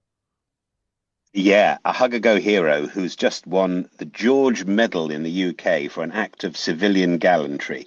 It's an extraordinary thing. This actually happened 3 years ago, but he's just got his medal now. Nathan Newby had gone to hospital in Leeds with a chest infection and popped outside for a quick vape. Not the best thing when you got a chest infection, but anyway, he was standing outside the front of the hospital vaping away when he noticed this rather agitated bloke not very far away. He looked very jittery, very nervous, a bit sweaty, discombobulated would be the word. So he went up to this guy and asked him what was up, and then noticed there was a bag at this man's feet, a man we now know to be Mohammed Farouk. He asked him what he was doing. He said he had a bomb in his bag and was intending to kill as many nurses as possible inside the hospital in Leeds. Nathan Newby thought, well, he'd gone over in the first place to ask him how he was because he thought he'd be kind. When he saw the bag with the bomb and the bloke still looking very nervous, he said, "Would you like a hug?" So he gave Mohammed Farouk, later jailed for 37 years for an act of terrorism, he gave him a right good, warm, manly embrace, which seemed to take the pressure out of the situation, where Mohammed Farouk then said, "I'll call the police." And the police then got involved. He actually pulled a gun at one stage, Farouk, but then gave himself up. So as Nathan Newby now says, he feels like, never mind the trip to the hospital, he just felt like he was right time, right place. A simple act of human kindness toned down a terrorist and probably saved hundreds of lives. The milk of human kindness. We'll leave it there. Adam Gilchrist with this morning's Worldview. EWN Business. Mateo, somebody give the governor a hug, hey? Strong. With that long one. With that ease. A warm embrace. No, still won't give us that rate cut. Well, the South African Reserve Bank is expected to update its GDP forecast for South Africa's economy. Things have changed drastically since January when the central bank was more positive about our prospects. The SARB had forecasted 2% growth over the medium term. Initial hopes of monetary policy easing this year have quickly faded faded since then. The view is based on the global economic impact of the ongoing Middle East conflict. Analysts are now widely expecting the South African Reserve Bank to leave the interest rate unchanged, the repo at 6.75%, with the current prime rate at 10.25%. That's due to heightened inflation fears, of course, caused by the surge in world oil prices. Governor Lesija Kganyako takes the podium at 3 o'clock this afternoon. And the US facing recessions, says Moody's. Yeah, the R word is creeping up for the US given the ongoing war and the effects on normal US citizens. Moody's Analytics has raised its recession outlook for the next 12 months to 48.6%. Goldman Sachs following suit, boosting its estimate to 30%, while investment firm Wilmington Trust has the odds at 45%. EY also pitching in there, saying a recession is expected at around 40% now, with the warning that those odds could rapidly rise in the event of a more prolonged or severe Middle East conflict. In normal times, Bongani, the risk for recession in any given 12-month span in the US is around 20%. We already doubled that in terms of those forecasts. And this war, as it rages on, it's the people that will suffer. Yeah, I mean, wasn't it 3 weeks ago we were excited about the Rand touching 16 and under, right? And where are we now? 1703 against the US dollar, down by close to 0.5% this morning. 19 Rand 69 against the euro, and you'll need to fork out 22 Rand 75 cents to get 1 British pound. The price of gold down 2% at $4,438 an ounce, while platinum is at $1,889. Brent crude up 1.5% at $104 a barrel. Stephen Grotes with more this afternoon. Let's catch up with Mbali Dlamini at the Eyewitness News desk. We start in Cape Town. Bongani, a very good morning. 4 alleged extortionists have been killed in a police shootout in Khayelitsha. Western Cape Police say officers were following up on information about suspects involved in the extortion of businesses when they spotted the suspects in a car. Police say the suspect pulled out their firearms and a shootout ensued.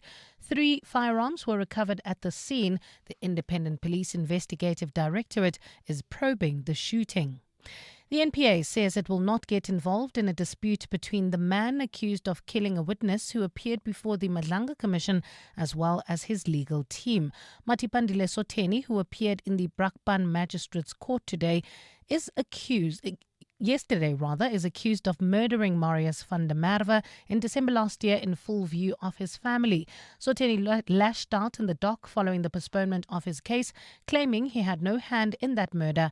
Alpha Ramushwana reports. Matipandile Sotheni, who is a former member of SAPS's Special Task Force, has told the court that he doesn't know his lawyer and did not consult any legal representatives before his court appearance. The lawyer here is the first time I see him today. He's not been given instruction by me. He did not even take my statement, Your Worship. I'm arrested here for something I did not commit. NPA spokesperson Lumka Mahanjana, however, says they will continue pursuing the murder charges against Sotheni while allowing him the opportunity to resolve his dispute with his legal team. You must remember who the accused appoint as his lawyer. The state has nothing to do with that.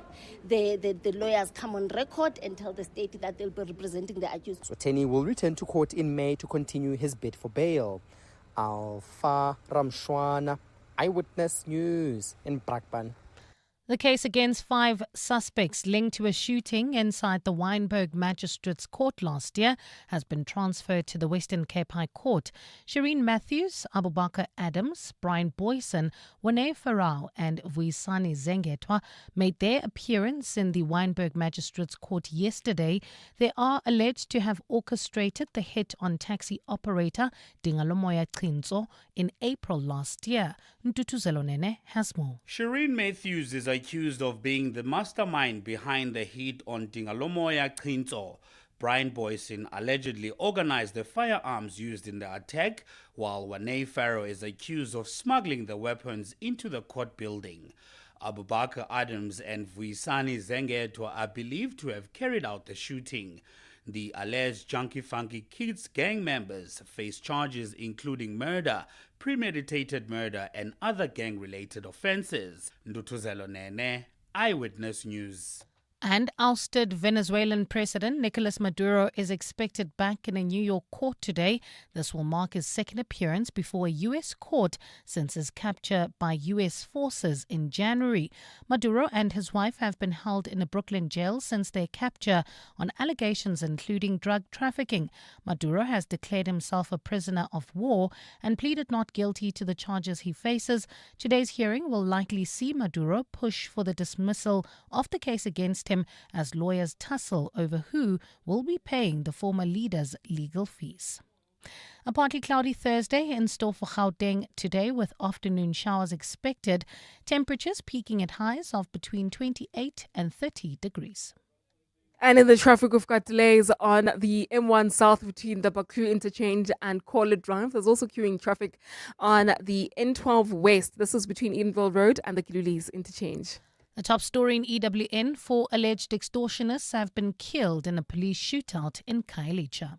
The Midday Report. Weekdays, 12 to 1. Do you think more could have been done to prepare for this kind of scenario? The people who expressed concern were worried that the maintenance of the building was left much to be desired. And you say, but why these people would say, this is an apartheid structure, but they still make use of it to service people? I think the Public Works Department needs to issue a statement as to what happened. General Bantu Holomisa. Midday Report. With Mandy Wiener. 12 to 1 on 702. 702. Why argue with your teenage know-it-all when you can feel more in control? Get the Haval H6 from only $6,299 per month with intelligent voice command technology that does not backchat. Perfect. Visit gwm.co.za for T's and C's and to book a test drive. GWM, go with more. Brought to you by GWM Finance, a division of Westbank, an authorized financial services and registered credit provider.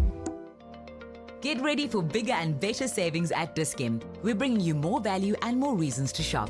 Swipe your Better Rewards card and save 52 Rand on lifestyle food honey 1 kilo, now only 134 Rand 63, and get 2+1 cheapest free on all Slomac products. Look out for the Better Rewards icon to get an extra 10% off on Better Rewards brands. Offers valid until 12 April, only at Dis-Chem. Better health starts here. Winning the work is one thing. Funding it is another. When growth moves faster than cash, Bridgement gives you the cash flow to deliver, even when timing works against you. Apply online in minutes. Get up to 10 million Rand in as little as 24 hours. Apply now at bridgement.com. Bridgement. Business funding simplified. Do you suffer from heartburn and hyperacidity? To relieve heartburn for the whole day and night with one tablet, a potent once-a-day treatment which was previously prescription only is now available over the counter. Ask your pharmacist for an over-the-counter, long-lasting heartburn treatment. Brought to you by Sandoz. Small business owners speak a language of their own, and it's a language MTN Business and 702 understand very well. And that's why we're celebrating SMEs who walk that entrepreneurial talk in the 702 MTN Small Business Awards. From the townships to the suburbs and everywhere in between, small businesses are proving that big things can grow from bold ideas. If that sounds like your business or one you know, go to primemediaplus.com to enter or to nominate them. Because once we start talking about your business, who knows how much further it could go. The 702 MTN Small Business Awards. Let's talk shop. T's and C's apply. 702. WhatsApp Bongani on 072 702 1702. Good morning, Bongani, Radio 702. This is Edmund Pretoria East. So you said, and they think they can get away with it. Well, look at the facts. They've been getting away with it. No one's being prosecuted. No one's going after Bramalefe. I mean, for the life of me, I do not understand why he's not in chains, behind bars, in his orange overalls. I do not understand why not. Yet he lives in luxury, lives in his mansions that he probably didn't pay for himself. And I mean, these payments must... Can I give my bank account number that people stop paying into my account? I think banks internal and external auditors should also be investigated. You can't even deposit 10,000 and deposit another one next week without them stopping your card or making inquiries. So how do people deposit so many millions? That's why crooks keep money in their safes in their houses. Says here, banks are in cahoots in these cases. Bonks, John here from Randburg. My question is, do all these corrupt officials not know how to launder money properly? Do they need to watch Ozark in order to not get caught up depositing large amounts of cash into their ATMs? Like, really? Come now, guys, do better. 11 million rand over a number of years, of course, but deposited via ATMs as cash deposits. And nobody picked it up? Yeah, ne? EWN Sport. Banyana could do with 11 million rand. We could all do with 11 million rand. Cindy Paluta, hey? I would, as I've always said, I wouldn't be here. Play Powerball Plus. I've played. That's the only way we're going to sniff it. Never know. Maybe somebody takes a liking to the show and leaves us like a massive sum in their will. I'd like to give everything to the break to Bongani and Cindy in the mornings. No, just keep it at Bongani. They made my morning. I'd like to add it in my will. Yeah, a rich uncle from somewhere. All right, let's talk football. But he's got to be a genuine rich uncle. Can't be one of those, your rich uncle in Nigeria just died. Right, Banyana coach Desiree Ellis says it's far too soon to finalise her squad for Women's AFCON. Yesterday it was announced Banyana will play Algeria in 2 friendlies next month. WAFCON is a few months away. It would be wrong of me to say that I already have my squad. With the league starting, it gives us an opportunity to look at other players. It's obviously players that are still recovering from injury, other players that have played well, that have missed out, would want to try to be consistent and say, Coach, don't forget about me, because we all know how big this tournament is. It's not just a normal WAFCON, it's a World Cup qualifying tournament. Big night of football in Europe tonight as 16 teams go head-to-head for a chance to qualify for this year's World Cup. Pressure most on Italy, who take on Northern Ireland. The 4-times champions Italy have failed to qualify for the last 2 World Cups. Also tonight, Turkey plays Romania, Wales playing Bosnia-Herzegovina. It's the playoffs. Senegal has officially lodged an appeal at the Court of Arbitration for Sport to overturn CAF's decision to strip them of their AFCON title. While in cricket, the Titans are through to the One Day Cup final. They beat the Warriors by 4 wickets yesterday. They'll meet the Lions in Sunday's final. They chased down 205 with 7 overs to spare. Miami Open tennis later today. Coco Gauff plays Makova in a semi-final. Earlier, the 3rd seed Elena Rybakina needed 3 sets to beat Jessica Pegula and set up a semi-final with top seed Arina Sabalenka. Here's Sabalenka on what's changed in her game. They really improved in, focusing on the right things under the pressure. Still be able to focus on the game plan, not take it like too far, like too emotional. I think that's why, and that's why I'm able to pull out really great tennis on the key moments, just because I don't think about those moments as the key moments. I'm just like taking it basically one step at a time. On the men's side, local favourite Tommy Paul is out after losing to Phils in 3 sets. Phils won the match 6-7, 7-6 and 7-6 to set up a semi-final with Leheka. Tonight's quarter-final, Sinner plays Tiafoe and Serendula against Zverev. Cindy Paluta, Eyewitness News Sport. EWN Traffic. 17 minutes before 9 o'clock. Amo, it's been a busy morning. What's happening in Ekurhuleni? Is the power back? It has been very busy indeed, Bongani. No, the power is not yet back. We still have got delays at several junctions due to the power outage. So please be on the lookout if you're traveling along several routes like Zuurfontein Road, Moederfontein Road, along with some of the major routes like the N3 South queuing traffic there. Although it is due to an accident, the delays are between Linksfield Road and the Kidulis interchange, and then heading towards the OR Tambo Airport. Expect heavier traffic volumes on the R24 West approaching Edenville Road due to another accident. I think there's a lot of people who will relate to this joke. Amo and Cindy, are you an early bird or a night owl? The person says, I'm a permanently exhausted pigeon. There's more EWN on air, online, and on the EWN app. 35 African utility CEOs have been confirmed for Enlit Africa's invitation-only CEO forum on unbundling, prosumer management, and financial sustainability.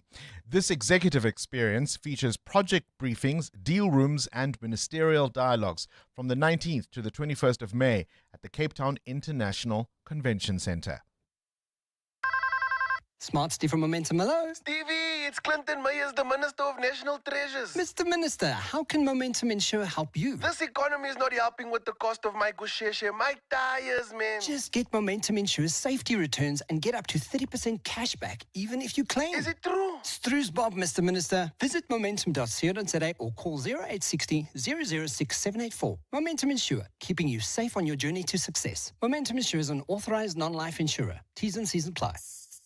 At Checkers, Easter is better and better with extra savings on every shop. Get more for less with deals on hot cross buns, 6 per pack for $36.99. Parmalat or Melrose cheese slices, 900 grams for $109.99. And Clover Butro butter spread, 500 grams for $79.99. Deals valid until 6 April. Easter, better and better. Only at Checkers, Checkers Hyper, or shop on 6060. There are some things in life you can't replace. You know, the essentials. Dinners with the ones you love. Dad, it's on fire. Coffees discussing the ones you used to love. It was standard 4, Mom. Time to let go. Watching movies as you fall in love. It's really smoky in here. Get what you love for less with SA's best furniture essentials on sale right now at DecoFurn. In-store or at decofurnsa.co.za. The colder days are starting to creep in, and for thousands of vulnerable people and animals, warmth just isn't guaranteed.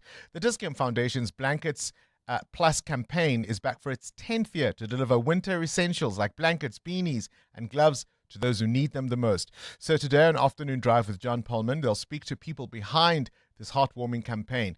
To nominate a cause for this year's drive, visit Dis-Chem Pharmacies on Facebook or Instagram and look for the Blankets Plus campaign post to cast your vote. Remember, every swipe of your Dis-Chem Better Rewards card makes initiatives like this possible. The Dis-Chem Foundation, caring for the community. Every swipe counts. Coming up on the Clement Manyatela Show on 702. 13 minutes before 9 o'clock. Clement Manyatela, of course, on your radio between 9 and 12. Gosh, Clement. Yeah. You know, you've been saying that every week. That just tells you. But yesterday was one of those news days. It's interesting. So there have been rumors of the National Police Commissioner being charged for a while now. Remember, already last year. Yeah. And I wonder if IDEC didn't act because they probably were nervous because it was happening just after the July press briefing. So if they charged him then, IDEC would have already been seen as compromised and they are fighting factions, especially because General Ntlanhla Mkhwanazi had already made allegations against IDEC. And I wonder if, and hopefully one day we can clarify that, because that would be problematic if they delayed it up until now because either there was pressure or for some reason they didn't want an impression to be created. Well, the other difficulty, of course, is even if that would be the case, why was he not in the dock with the others yesterday then? If he's facing accusations around the same matter. Exactly. So here's what we're going to do on the open line today. In fact, we're having quite a serious political show today. So open line, we're going to start with the police minister, well, the acting police minister, Firoz Kachalia. I mean, he's got to tell us, he's the man really now in charge. The National Police Commissioner is about to be charged. The head of intelligence has been charged. We don't have a permanent acting police minister. What the hell is going on? The head of organized crime. Don't even get me started on that. Guys. So Firoz Kachalia has a huge responsibility, and I don't know how he's going to assure South Africans that the SAPS is still very much firmly in charge at a leadership level. So he's going to speak to us on the open line. At 10 o'clock, we're going to change things slightly today. Normally we do the hanging out feature at 10 and then the Thursday dialogue at 11 o'clock. So today, we're going to start with the Thursday dialogue, which will be different. We're hosting Julius Malema today for a wide-ranging conversation between 10 and 11 o'clock. And then at 11 o'clock, we are going to do the hanging out feature with Mdumiseni Ntuli from the African National Congress. He's the chief whip of the ANC in Parliament, seen as one of the rising stars. KG, did you see that cheat? It's really 2 hours of the hanging out feature. Which is Thursday Focus on your show, okay? Focus on your show. 2 hours of the hanging out feature. Clement Manyatela between 9 and 12. Stuck in traffic again? It gives you time to think. Is the real scent of Mzansi that first rain on hot bricks vibe? Or is it Sunday morning cook sisters and coffee? Don't let the debate stall. Settle the score and tell us your hashtag the smell of Mzansi on Amuco social media pages. Brought to you by Amuco, a product of Orstel Pharmaceuticals. It was actually a flawless process. It definitely pays to switch. I wish we had done it sooner. Outsurance business insurance clients know that it pays to switch. And did you know, when you claim, your excess is a fixed amount, not a percentage of the claim.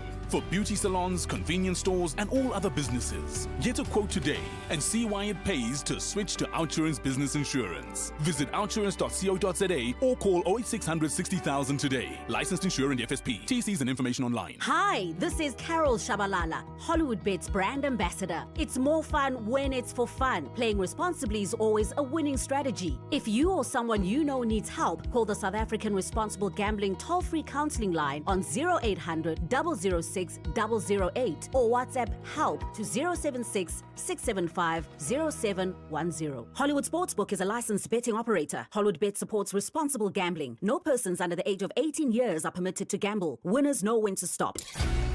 This is Breakfast with Bongani Bingwa on 702. Let's walk the talk. As you know, of course, on this show, we are big supporters of the arts. And we try and tell you as we wrap up the show, after all the serious political discussion, what can you go and watch to enjoy yourself? And of course, sometimes that is also serious. Every now and again comes along a story that doesn't end when the lights go down, but it stays with you. Man with No Surname is just one of those stories. It's written by the legendary Mfundi Vundla and directed by James Ngobo. It essentially follows the story of Thabo, a doctor, a freedom fighter, whose moral compass begins to spin after a woman he loves becomes the victim of a sexual predator. Opposite him is Muruti, a writer returning from exile from the States, facing memory, identity, and the unresolved tension of both his personal and our national history. It does sound cerebral, but it is also, of course, a story that reflects not only the times, but indeed where South Africa has come from. And I'm so pleased to tell you, we've got two actors who are absolutely phenomenal at their craft, both of them taking to the stage in Man with No Surname. Phakamisa Zidwala and Bonko Khoza, a very good morning to you both and welcome to 702 Breakfast. Good morning. Good morning to you too, Bongai. You can catch us, by the way, live on our YouTube stream so that you can see this conversation. I'm so excited to watch this play. I've been talking for a while that to me, as a theatre goer, as a theatre lover, it feels as if we're going through this renaissance of South African theatre. There's this excitement at the moment. Phakamisa, would you agree with that? Oh, yes. The beauty is that there's always been a theatre culture. There's always been a theatre culture.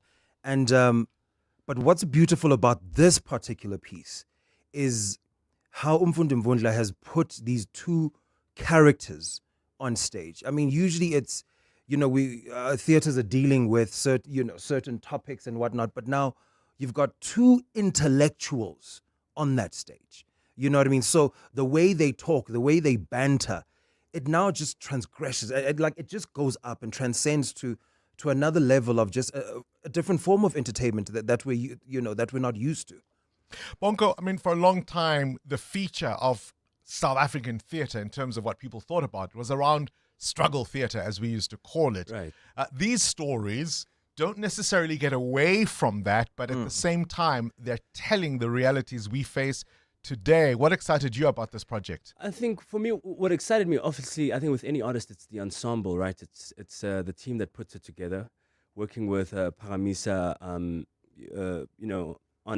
the floor together, being directed by James Ngobe, and really getting into the mind of Mfundi Vundla. What excited me the most was that I think I'm also one of those people. For a long time, we thought he was a TV man.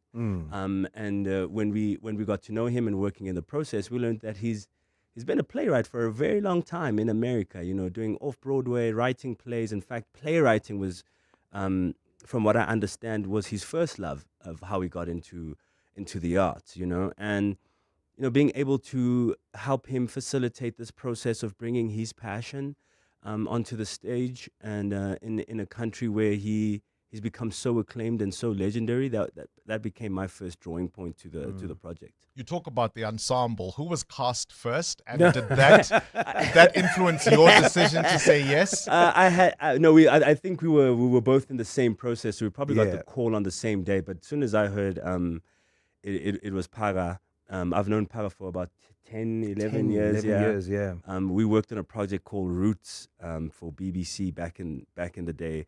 And we've always had a great rapport. We've never worked on stage together. In fact, this is my first professional theatre endeavor. How are you feeling? Oh, this man is flying. I'll tell you that. It doesn't show that it's his first. He's flying. He's doing amazing. He's doing amazing work. Yeah, brother. I'm anxious. I'm anxious to tap into another part of my body, another part of how I perceive this craft. It's been one way for a long time, and I'm grateful to have had some success in that way. But I think theater for me is just like it's the fundamentals of this craft. And as Denzel would say, this is the actor's medium, the stage. Pakamisa, we're dealing with themes of sexual predation, and we know the scourge of gender-based violence in South Africa and the ripple effects of that. Doing so in front of a live audience, you will hear the gasps, certainly, as people react and respond to what will unfold on this stage. Just give us a sense of how to deal with that kind of subject matter authentically, in a real way, but also sensitively. Firstly, let me just talk about in this particular production. My character, Utabo, loses his woman, right, to a predator. So already that's one side of it, right? That you as the man, as the partner, suffering with your partner, right? How do you then, how do you then move about that? That's one thing. So that's one point of view. The demons that you are left with, that you must carry to help this person. But does this person come back or not? In the Thabo situation, he loses his partner. He's killed. She's killed. So now on stage, how do you then handle that topic? You can either just go into it and shock people, or you can just finesse it in a way that makes people walk away and they have the conversation, Bonko likes to say, in the parking lot. So as much as you want to shock them, you have to be gentle with your audiences, because you do want people to come back. You got to be gentle with them. Yeah. Muruti, all these years in America, coming back to explore this tension, I suppose, between wanting to come home, wanting to return, wanting to contribute, and yet he himself being a person full of demons. That's a very interesting interpretation. No, I don't think Muruti is different from a lot of... basically what I'm saying, I think a lot of South Africans will identify with the Muruti story. It's an exile story, right? It's pre the cusp of apartheid story, where a lot of men, or people that were exiled, moved to America, encountered a different life, had to consolidate where they come from, being stuck in another country in a way, and coming back with this, I guess, this new global view of politics, whether it's having experienced the Civil War in America, and then consolidating that with apartheid in South Africa. But it's a story of people I know. It's a story of people we know, probably our grandparents, our parents, anyone who's ever encountered someone who went to exile, went to school in America, and lived in America for a couple of years, and it's end of apartheid now. They're allowed to come back in. And just that human being and how they're consolidating these two worlds and what those worlds have done to them as a person. Accents for you, stressful or fun? Fun. Fun. A funny thing is that a lot of people thought I'm from KZN, but it was all of my Zulu stuff is an accent, guys. Pakamisa, do you want a long monologue, Or do you want these short, punchy dialogue pieces? Repartee. In your repertoire. In my repertoire. Because the long monologues is in my repertoire, I'd love these punchy dialogues that, that are written out there. And with this particular piece, you get both of that. You get the beautiful banter of these two minds, and then you get the let me explain to you the inner reflections. So, people are in for a treat. I will tell you that. It's on at the Joburg Theatre from the 27th of March, and it runs until the 12th of April. You can get your tickets at Web Tickets. Man with No Surname is the name of the play. Yeah. From the pen of Mfundi Vundla, directed by the great James Ngobo. I mean, I don't know what you will be seeing. What else will there be to see at the Lesedi Theatre at the Joburg Theatre? Appreciate you both coming in, and I look forward to seeing you on stage. Thank you for having us. See you then. 702 podcasts are on 702.co.za. And that brings us to the end of this edition of 702 Breakfast. We'll see you bright and early tomorrow morning for the Friday edition. It's 9 o'clock. This is EWN. Good morning, I'm Bali Dlamini. Police Minister Feroz Kachalia is expected to meet with the President to discuss the latest developments involving National Police Commissioner Fani Masemola. The meeting will be to discuss action to be taken after Masemola was served with a summons to appear in court next month. Yesterday, Masemola was served in connection with his alleged links to the 360 million rand tender awarded to alleged crime kingpin Vusumuzi Matlala. It comes in the same